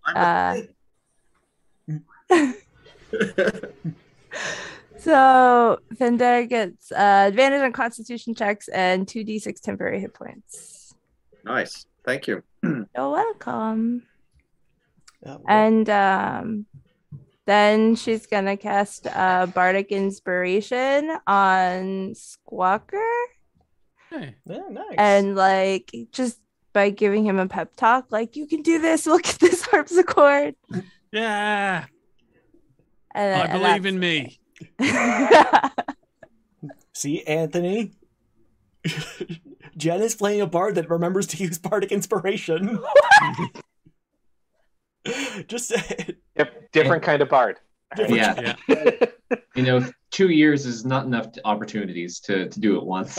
Look, we only played for 2 years, and it just never came up that Bardic Inspiration would have been helpful at any point. Right? I mean, if it had come up, I would have done it. Yeah. Or if I could have Bardic inspired myself. But. All right. That was a petty argument on my part, and it was worth it. The whole reason I did this game. Been waiting 2 years to say this. No. Was there anything else you'd like to do, Oriana? She's also gonna then hide behind the harpsichord. Would this be within the subset of cowering? Yeah, oh, for sure, 100%. Yeah. Oh, yeah. All right. Sabrix looks at you and it's like, "Oh, this is a smart move." Yes. This is how many people? You were the most intelligent of all of these people. Yes. Findar, please do something heroic. Oh, first question. I got 2d6 temporary hit points. I suppose Oriana should roll and tell me how much that amounted to. Oh, should I roll? Or do I? Both both of you roll a d6 and add it together. All right. Okay. I got a 5. I got a 6. Oh, nice. Sweet. High five. 11 hit points for you. Let me add those in here. Okay. Right. Well, for being inspirational, I'll unsling me loop. Ding, ding, ding, ding, ding, ding, ding, ding, ding, ding. Let's get him. And I will give inspiration to the other big fella, Shank. Looks like it's up to us. And then I'll pull out my rapier and I'll go straight at him. Yeah. I'm attempting a non-lethal attack here, but I'll whack him upside the head. Oh, yeah. That was pretty good. I think there was a 22. Oh, that is a solid hit. You clonk poor Binsad right up the side of his little piratey head, sending the little gold hoop in his one ear just kind of flying out. All right. Damage will be 4 plus 6, 10. Okay. Cool. Let me just write that down. Oh, man. Ben Sad is an accurate name because he's been pretty sad.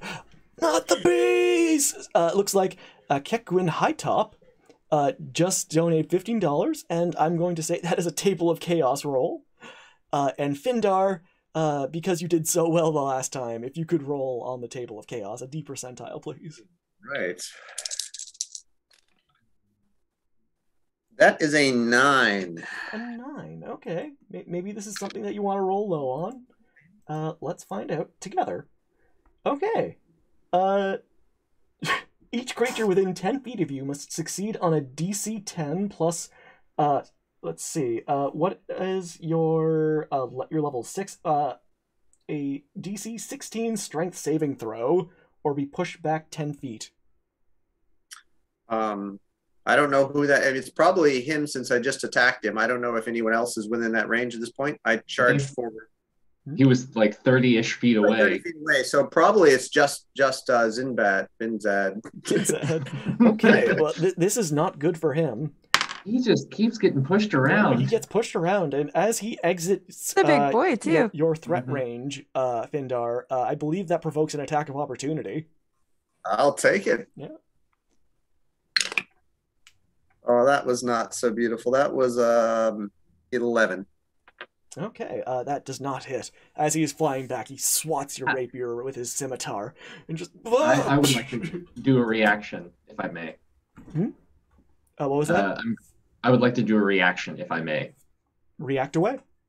I'm going to look over at Orion and like check this out, and I do this, and I do this, and the small like timepiece appears in front of me, and I'm going to use Chronal Shift and allow Findar to re-roll that attack. Nice. Oh. Yeah, Vincent just kind of stops in place and nope.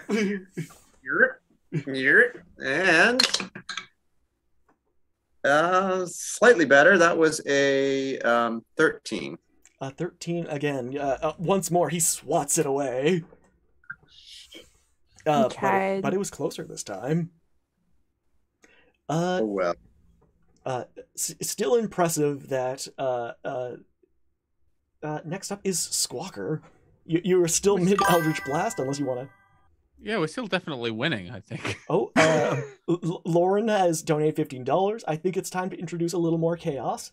I agree. Squawker. Thank you, Lauren. Lauren, thank you very much. Is that a friend of yours, Ethan? Then if you would do the honors.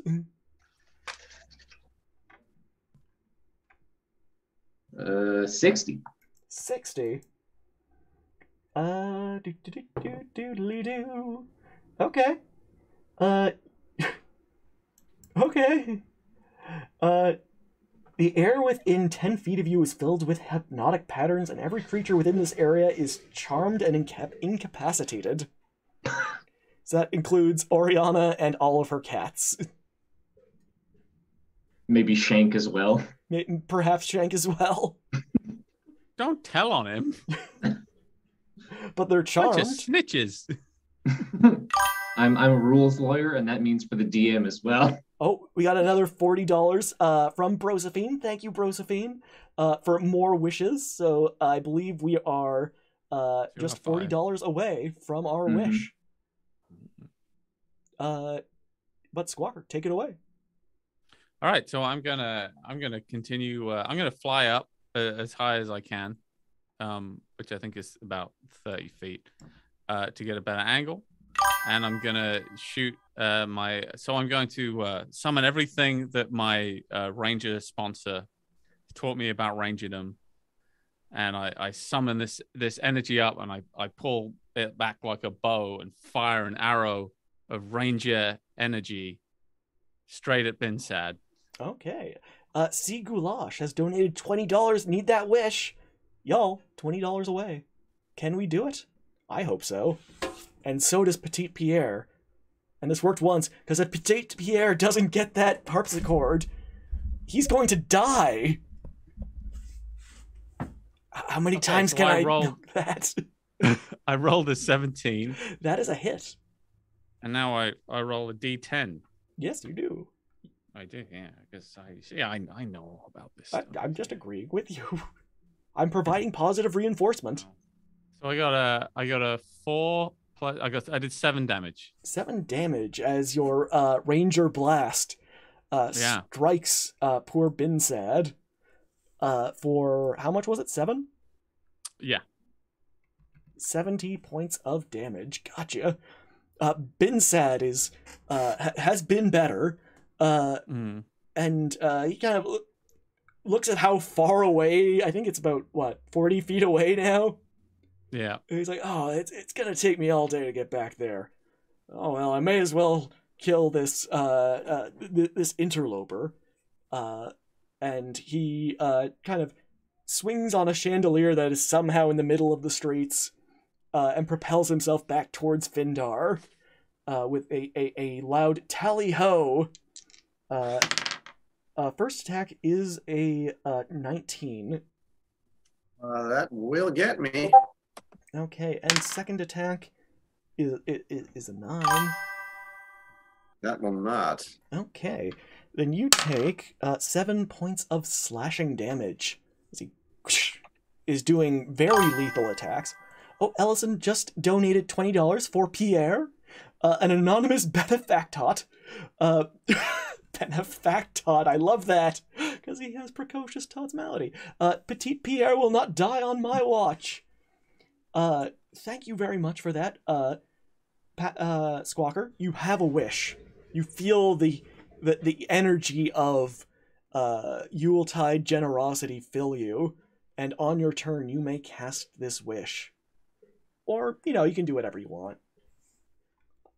I think you might be muted, unless you're being... Oh, wait. Okay, let me think about it. I'll figure something... I'll figure... Okay, I'm going to think about the specifics of this wish.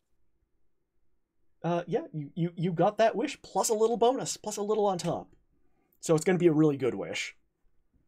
But it is now Shank Grill's turn. So I am incapacitated? And charmed. Can I do anything about it? Do I have any any kind of save? The spell effect just says charmed and incapacitated. I'm going to guess as soon as Sabrix decides, because you are charmed by him. Oh, that's right. It's like I think that because you said all the cats were there too, right? I'm just looking. Oh yeah, I did do the damage on Bensad's attack. Yep. Just all the cats are in the charm as well, right? Yep. They are all kind of looking at you with that kind as if they are hopped up on catnip. They're like nuzzling you. There's all the magical lights in the air, and I think I'm just like watching them play with the magic lights. I'm not even. You don't even notice that Shank Grill is also kind of enraptured. So what I'll say to Sabrix is like, now I'd like to go and kick his ass if you let me. Yeah, that's why are you asking? Yeah, go do it. Just like not even. Max has donated $15. Well, since the wish has been fulfilled, have some chaos instead. And the party playlist is rated with party of 9. Hello, everybody. But Shank Grill, if you would be so kind as to roll on the table of chaos. I just got incapacitated, and now it's going to happen again. It might. Maybe something good will happen. That's a 57. All right, 57. Ooh, nice. For probably the remainder of the game, you are disguised by an illusion of yourself, but wearing gothic clothing. What does that look like? The t-shirt, the tunic he's wearing goes from white to black. That's it. That's the only change. How does Shank feel about this? Well, I mean, he sees himself normally, right? Like, does he even know? No, you notice the difference. Okay. God dang it. God dang it.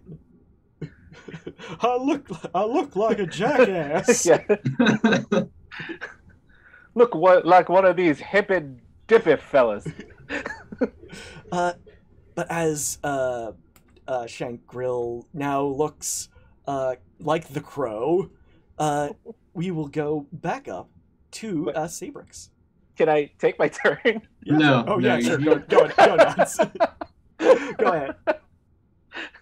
All right. So he's 40 feet away from me, Ben said. Yes, he is. Okay. My move speed is 40. So, Okay. Shank Grill unstraps his brand new 9 lives Steeler greatsword and says, "You listen here, mister. I'm about to kick your ass." And his face sort of gets red. He gets a vein popping out of his neck, and he will rage with his trademark battle cry of "Whoa!" And charge. Okay. With my bonus action, I do that. So first attack, which I have Divine Fury, so I can add a little on that if I hit. Mm-hmm. I just rolled damage, not to hit. 14, but I do get a plus D and a D8 for Bardic Inspiration. So that'll be an 18. That is a solid hit. Okay. I will do... That's 8 plus my Divine Fury. That's 13 points of damage. A solid hit.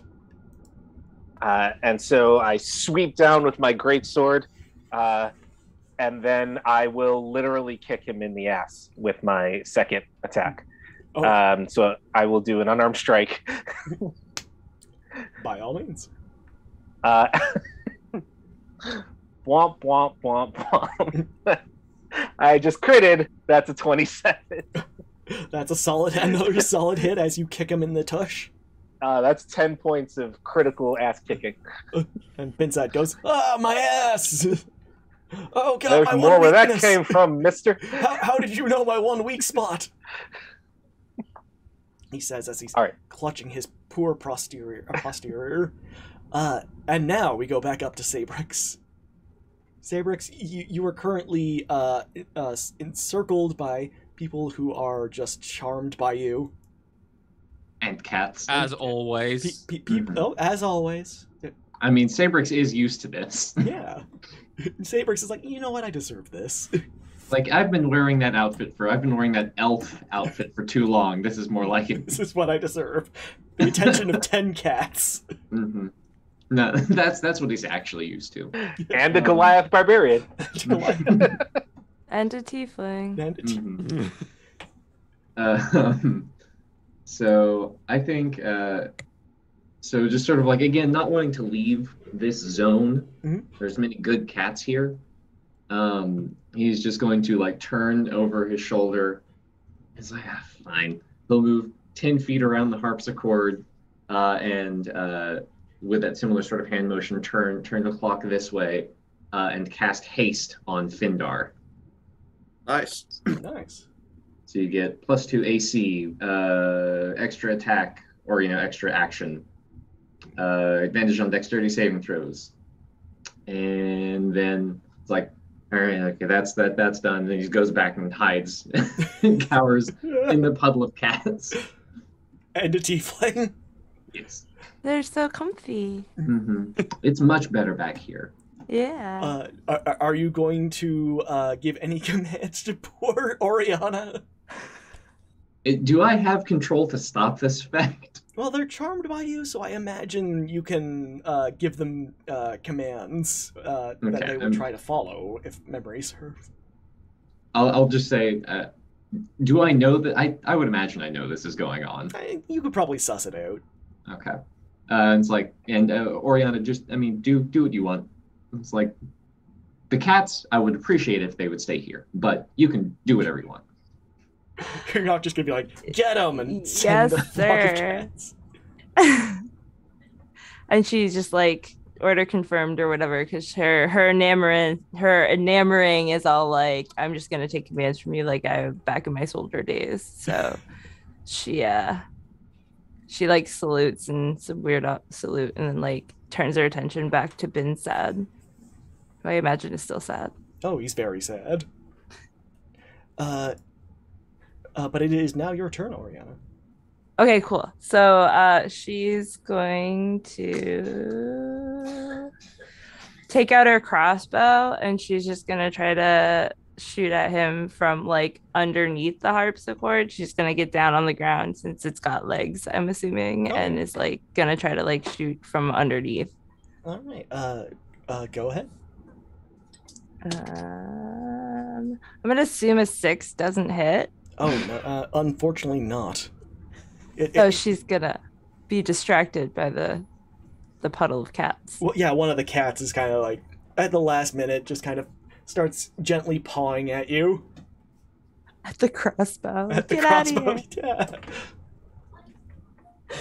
yeah. Okay, and then she's gonna cast Bardic Inspiration on Sabrix, because he's right there. Mm-hmm. Can I ask a question? Yeah. What does Bardic Inspiration do? Because I have it on me. Uh-huh. I believe it adds 1d8, if memory serves. Yep, you can add 1d8 to an ability check, attack roll, or a saving throw. Is that from Findar or from Oriana? I got it from Oriana last turn. Okay. Yeah, and you're getting one this turn. Does that mean I wasted it because I didn't use it? No, you have 10 minutes to use it. Okay. Yeah. Cool. Was there anything else you'd like to do? Or Yeah, she's just gonna start petting the cat. Oh yeah, no, it's great. Mm. It's like one of those Maine Coon cats, so it's kind of like the size of a dog, but it is just kind of like curled up right beside you. Oh yeah, she is all nuzzled up with that cat. Sabrix is like, this is the best fight I have ever been in. So cuddly. Neat. You got a gift sub from Allison. Okay, Findar, it is your turn. You are currently locked in as your friends are currently playing with cats, you are fighting for your life in an adventurous sword fight with a pirate. Right. Well, I better get going. And my little legs are kind of going around and around and around like one of them cartoon characters, having been granted haste. Mhm. And I'm gonna since this fellow has admitted that his weak spot is in his ass, I'm gonna run around behind him and try and get him with my scimitar. No, not again. Nice. 24. Solid hit. All right. That is that is 9 damage. Alrighty. I believe you also get an extra attack from Yes. haste. Yeah. Extra action. He's still menacing us with his scimitar, yes? Oh, he very much is. All right, then I'm going to use my second action to, I say to him, look, you up-jumped, cross-grained son of a cockeyed tinker, why don't you go bury your face in the backside of an ogre? And I cast Vicious Mockery. A single tear goes down his cheek. And he's like, how did he know my father was a tinker? All right. Could you read out Vicious Mockery for my sleep-addled brain? Certainly can. Or I'll get Ethan to do it. Unleash a string of insults laced with subtle enchantments at a creature you can see within range. The target can hear you, though he need not understand you. Must succeed on a wisdom saving throw or take it'd be 2d4 psychic damage because on my level, and he has disadvantage on the next attack roll before the end. So, 6. save is 13. I didn't get the 13 though. I got a 6. Okay. Disadvantage on his next attack roll. So Oh no. That scimitar with the sun don't shine. And it also does 2d8 damage. Or psychic damage, yes. Yeah. He's like, my brain! Your hurtful words! 6 psychic damage. Oh, poor Bintad. I'm feeling bad for this guy. He's just not having a... He was just in the market for a harpsicord. He had to try and take ours. Yeah. Next up is Squawkers, who has been given a wish spell thanks to divine Yuletide spirit of generosity. Okay. So I decided what I'm going to wish for. Go ahead. I'm going to wish that the unicorn has its sight restored, is granted the power of flight, and a carrying case for a harpsicord. Then I'm going to put the harpsicord in the carrying case, get on the unicorn and fly away. Hey, that's my unicorn. Shank Grill, it seems like Squawker has just absconded both with the harpsicord and your unicorn. You're now flying unicorn. Union Jack. God dang it. God dang it. See, the My Little Pony enthusiast in me wants to give it like fluttery angel wings. Mm-hmm. But I think giving it cool bat wings would be far more suitable, as these leathery wings just sprout out of the sides of this unicorn. And the unicorn says in a language you can comprehend because it's speaking in Celestial, let's get the hell out of here before they make me blind again. So who else can get on? So I don't actually need to be on the unicorn. No. The unicorn basically charges, kind of scoops you up, Squawker. And you are airborne. Okay, great. So I'm just gonna fly out of harm's way.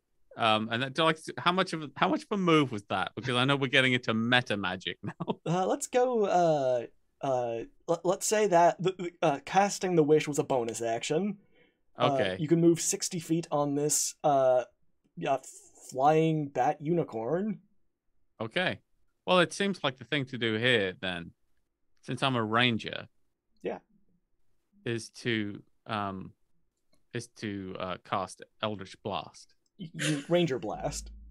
Yeah, to cast Ranger Blast from the back of my my new animal companion. I'm beset with animal companions. Yep. I have, if anything, too many animal companions. And I'm just going to give Binsad a good old Eldritch Blast from the back of my cool horse It's not even my cool horse, but for now it is. And yeah, just give him one of those as a parting shot, and then I can come by and scoop everyone up so we can fly back. Oh. Ranger Blast is a 90s PSA character. Ranger Blast. Ranger Blast. All right. Roll an attack. Okay. That's a D20, which is the big one. Yeah. I got a 14 plus this. I got a 20. A 14. Don't you also have Bardic Inspiration? Oh yeah, I do. So that's a D8, right? Yes. Okay. Oh no, I don't know which one a D8 is. It's the one that goes up to 8. Oh, It's a diamond. Yeah. It This looks like a D8. Yeah. It looks like this. I got a 6. Okay. Bin Sad falls backwards. He's clutching his stomach where there's an Eldritch Blast mark. And he says, I was just in the market for a harpsicord, but you made me use this, my ultimate weapon. And he kind of reaches back. But as he's trying to pull out his ultimate weapon, he gets stuck. And as he looks back, Wrong Dog is there. And Wrong Dog has a kind of sucked in poor Bin Sad's hand. And he goes, no, not again, not again. As he gets good, Wrong Dog, and he gets absorbed. And you just see his little kicky feet. On the other side, you see absorb you. Kicky feet. Yeah, that's what a lot of Wrong Dog's extra feet actually are. They're just whatever. The feet of things that it's absorbed. Just kind of poking out. Wrong Dog isn't so much a Cronenberg body horror nightmare as much as he is like Katamari. He's just a ball that picks up. He's essentially a collaborative medium. Yeah, I believe like a man of war. Yeah, they're a Zoid. But yes, with that you are out of combat. All right. Well, we've got this cool horse. How many people can the unicorn carry? Bear in mind, it doesn't really need to carry me because I can fly with it. It can carry. Findar is a halfling, so he's very small. Oriana, you're a tiefling. Sabrix, you are human. I've never heard of him. And Shankrill, you are a Goliath. Shank, not carrying the Goliath. I'm guessing. Shank, everyone can dog too if I need. I could ride my own dog. That's true. Yeah. It does have the cool new saddle. Shank Grill, the unicorn refuses to let you on it since you blinded him the last time you attempted it. That's the point. Yeah. Dang it! That's my unicorn. I changed the entire fabric of reality. Now it's mine. You fly down here right now so I can kick your ass. It flies down there and gores you with its unicorn horn. No, that was a nat 20. I'm gonna be the first player killed. I was gonna undo it, but I think Shank deserves it for blinding the unicorn. Okay. Yeah. Especially on Unicorn Day. Yeah, on Unicorn. You take 16 points of piercing damage. That hurt. I punched the unicorn in its face. We need that. The unicorn gets knocked out. All right, now I'm not taking that as a defender of the animal kingdom.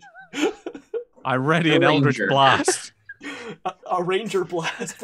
Yeah, okay. Ranger Blast. Maybe I'll just agree to disagree about unicorns and not This goddamn unicorn just stuck its horn into my chest. It's Unicorn Day. They're allowed to do that. They get one. They all get one. They all get You can't. Every unicorn gets one free goring on Unicorn Day, and it's impolite to ask if they've already used it.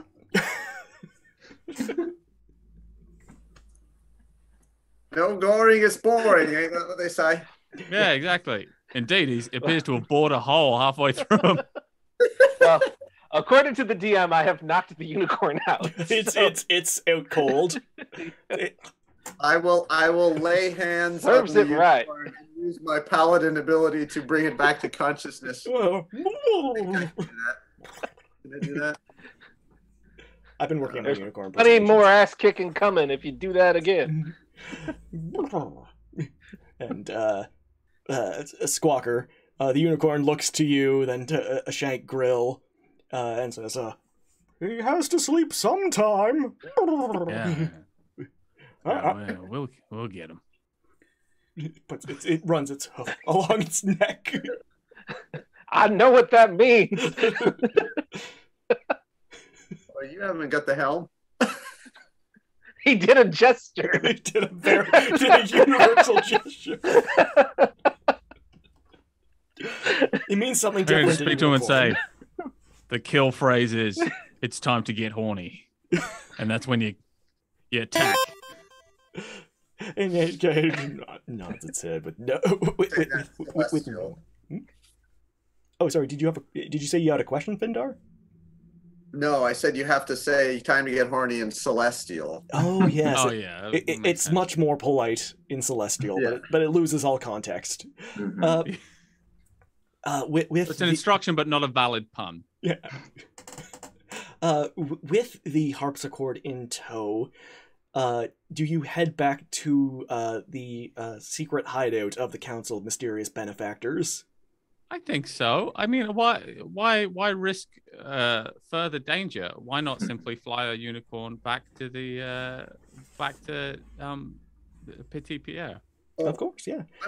I would like to take out my disguise kit and use my whatever's handy, like snow, and disguise the harpsichord as something else, so that no one is aware we're bringing an harpsichord. Since this town seems to be full of maniacs that want harpsichords, let's pretend it's I don't know, a bag of gifts or something no one would want. It's just a harpsichord-shaped pile of snow that you now are carrying in a harpsichord case. Look, honestly, if someone intercepts us in midair and steals the harpsichord from us, They've earned they it. deserve it. As you return, Alvin Addington greets you at the door and says, "I don't think he's gonna make it very much longer."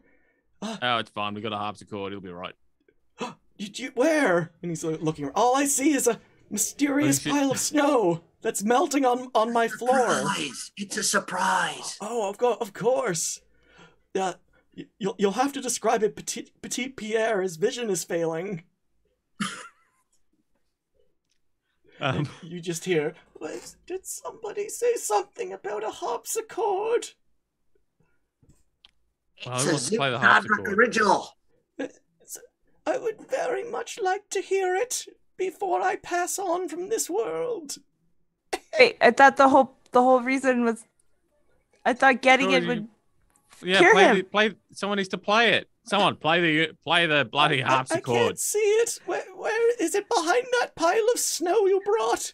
That's fun. Who can play this thing? I use I mean, prestidigitation. the bards. Can I use prestidigitation to make the sound of a harpsichord playing That's for just a moment, just to keep him going, just to top him up while we undisguise the harpsichord, get it tuned? harpsichord. I'm joining in. Harpsichord. Oh God, my fever's getting worse. I'm hearing harpsichords left and right. But Don't play the harpsichord. who wants to I make a can't- performance check? I cast haste on whoever's gonna play this thing. We gotta get this harpsichord music stat. We need Play really the fast dang harpsichord. Brianna, I suspect you're a better player than I am, so why don't I accompany you on my lute, and you play the harpsichord, and we'll sort of do a duet, if you will. Okay, let's go. All right. I will need 2 performance checks then. Does the haste help or hinder this endeavor? You know what? I will say. Very quickly. Ding, ding, ding, ding. Whom did you cast haste upon? Oriana, if they're going to play the harpsichord. All right. If they're the ones playing it, then they will have advantage. Okay, well, I got a 25. Okay. And So Findar. I got a 15 for my accompaniment. Okay. With the accompaniment, with your skillful playing of the harpsichord, the sound of a gentle harpsichord. Ding, ding, ding, ding, ding, ding, ding. Maybe you're playing the minuet. I don't know. Like dueling banjos. It is plucking strings. Patrick, come on. Of all of us, who knows more about music, me or some guy with a bunch of guitars? I see the floor. Just know your place. Yeah. Look, I have one guitar. You only have 4. That's you're right. I'm pathetic. You're a fraud. I'm a pitiful wretch. That's and not you're true. right to put me in my place. You know what? Now you're speaking too poorly of yourself. Okay, I will pep talk you after the game. Okay, sweet. I love pep talks. As your fingers just kind of whirl blindingly fast across this harpsichord, Petite Pierre, you can see the Yuletide spirit fill him as he lifts out of bed and tries to weakly do a jig, but oh no, he's not strong enough. He stumbles. He gets up again because he's just filled with so much determination, and he starts jitterbugging the best dance to accompany some deftly played harpsichord music. And as the music fills the halls, this is where we will leave our team for the night.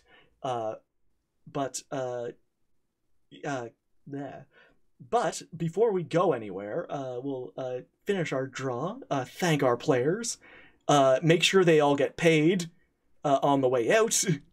But yeah, thank you all players. Thank you, Anthony, Ethan, Patrick, Jen, and Eyle. This was super fun. Sorry if I'm getting a little disoriented. I am nearly 12 hours into D&D. Halfway. And I'm trying my best. But as You're doing a wonderful job. Much like Petite Pierre, I am feeling the Yule spirit lift me up. Yeah, we'll just do our little sign-offs. Remind me to finish the draw. And yeah, we'll say a little bit about yourselves and maybe where we can find you if you have your own projects. We'll start in the hot seat, which is Shank Grill appropriately. I'm just some guy that plays D&D. You can follow me on Twitter at UnderdogAG. I don't tweet. Yeah. You can follow my Twitch channel. I don't stream. But follow my Twitch channel at twitch.tv/topthescott. You can watch me there. Yeah, no, if you are in the Penny Arcade chats, if you are in Top the Scott's chat, really if you're in any chat of quality, you will find Underdog being much funnier than me. I am in every stream chat all the time. All the time. Occasionally we find each other in illegal bootleg chats, but we don't speak of that. That's Ethan, I know you're an astrophysicist, but tell us a bit about yourself. I work with space things, but that I also have a Twitter that I don't tweet at. It's at Kadrofle, much in the same place as Underdog here. I'm around Gray streams. If you want to see more of Ethan playing, he was in our Masks the Next Generation, which you can see over on the Hype Goblins YouTube. If she is still here, do a better link than I can, but he plays a robot called Nobody, who is super fun. Patrick McNamara, who the heck are you, and where can we find you? It's me. I'm Patrick McNamara of Dog Food Studios, and you can find me on Twitter at Dog Food Studios. You can also watch me stream occasionally on twitch.tv/Patrick McNamara Music. And you find me, you can even find me on Patreon if you could spell McNamara, which is patreon.com/Patrick McNamara, where you can listen to great songs I wrote, like Schmimpy Pimpy. That was a good one. People like that one. And yeah, this is the kind of stuff I do. I normally play Vampire the Masquerade and assorted games. So if you search my name with those search terms, you will find me playing them. Or if you just type !Patreon, it links to your Patreon. Oh yeah, that's true. I forgot about that. Jen Mack, who the heck are you? Where can we find you? You can find me at Youngles on Twitch, where I'm a variety streamer, and I also do lots of random indie TTRPGs around the Twitch sphere. We just wrapped up Dead Planet, which is a Mothership RPG over at Todd Moonbounce's channel, and I was just recently in Godplane, which is a 5e based one, over on Gaming Trend. And I've got another one coming up on Wednesday, but I can't remember what the channel name is, so I apologize. I'm a bad person to plug myself. But I'm also Jen Geeky on Twitter, and I am a content manager for Terrace TV. So if you have any questions about content branding, anything like that, hit me up. I can help you out. Yeah. And last but not least, Eyle Alexander. Who are you? Where can we find you? And if you are representing a company, where can we find more about them? Yeah, I'm Eyle Alexander. I'm the head of the sculpting department at Dwarven Forge, that people may have heard of as one of the premier makers of terrain for tabletop role-playing games. I'm involved in sculpting and designing a lot of that stuff. And so you can find me occasionally on Dwarven Forge streams. Yeah, and definitely just check out dwarvenforge.com for some totally amazing gaming products. And if you're interested in me personally, I don't do Twitch, but you can find me on Instagram at ely.j.alexander. That's spelled E-L-Y-E, weird spelling. And yeah, that's me. Just some positive things from Fred. Dwarven Forge is amazing. Staghorn's brother-in-law loves your stuff. So clearly you guys are doing something right. Well, I hope so. We love what we do. We try to, raise gaming to the level of art and enjoy it as we're doing that, and just make stuff that people want, and we'll have fun bringing their games to life. So yeah, and yeah, check it. Yeah. To all of the players, thank you so much for your time. Thank you for your. I appreciate y'all stopping by and having some fun, raising some money for Child's Play. We are at $3,446.38, which is amazing. That is a lot of money to help children in hospitals and domestic violence shelters. To everybody in chat, thank you for your time. Don't go anywhere. We've got yet another game. We've got games going all night, so don't go nowhere unless it's to grab a friend or grab a drink. Go to sleep. Talp is reminding me of the giveaway. Yes, I was about to do the same thing. Yes, thank you. Why don't we pick a winner? We're going to close entries. We're also going to give away sauce. Some great people coming up next. Someone else from usually from our weekly game, Staghorn's going to come on. Yeah. We're going to resume entries so Tyrannosaurus can get in. Just for a bit. Tyrannosaurus, go, go, go! If you win, it's all because of my generosity. Also because we got a few minutes. 3. Okay, 2. 1. Sorry, Tyrannosaurus. I'm closing entries and picking a winner. Let's pick a winner. Talp the Scot is your winner. This is clearly rigged. Everyone thank Talp the Scot. You won some amazing prizes. You won 2 Call of the Wild keys, as well as 2 Elderwood gift cards worth $25. Please get your own contact information from yourself. This is clearly, this is not rigged, I assure you. There were only 18 entrances. But yeah, we will be right back in about 20 minutes with a new set of friends for some more hijinks. So I will see y'all in a bit. Everyone wave! Oh God, they can still hear us. Don't say anything terrible.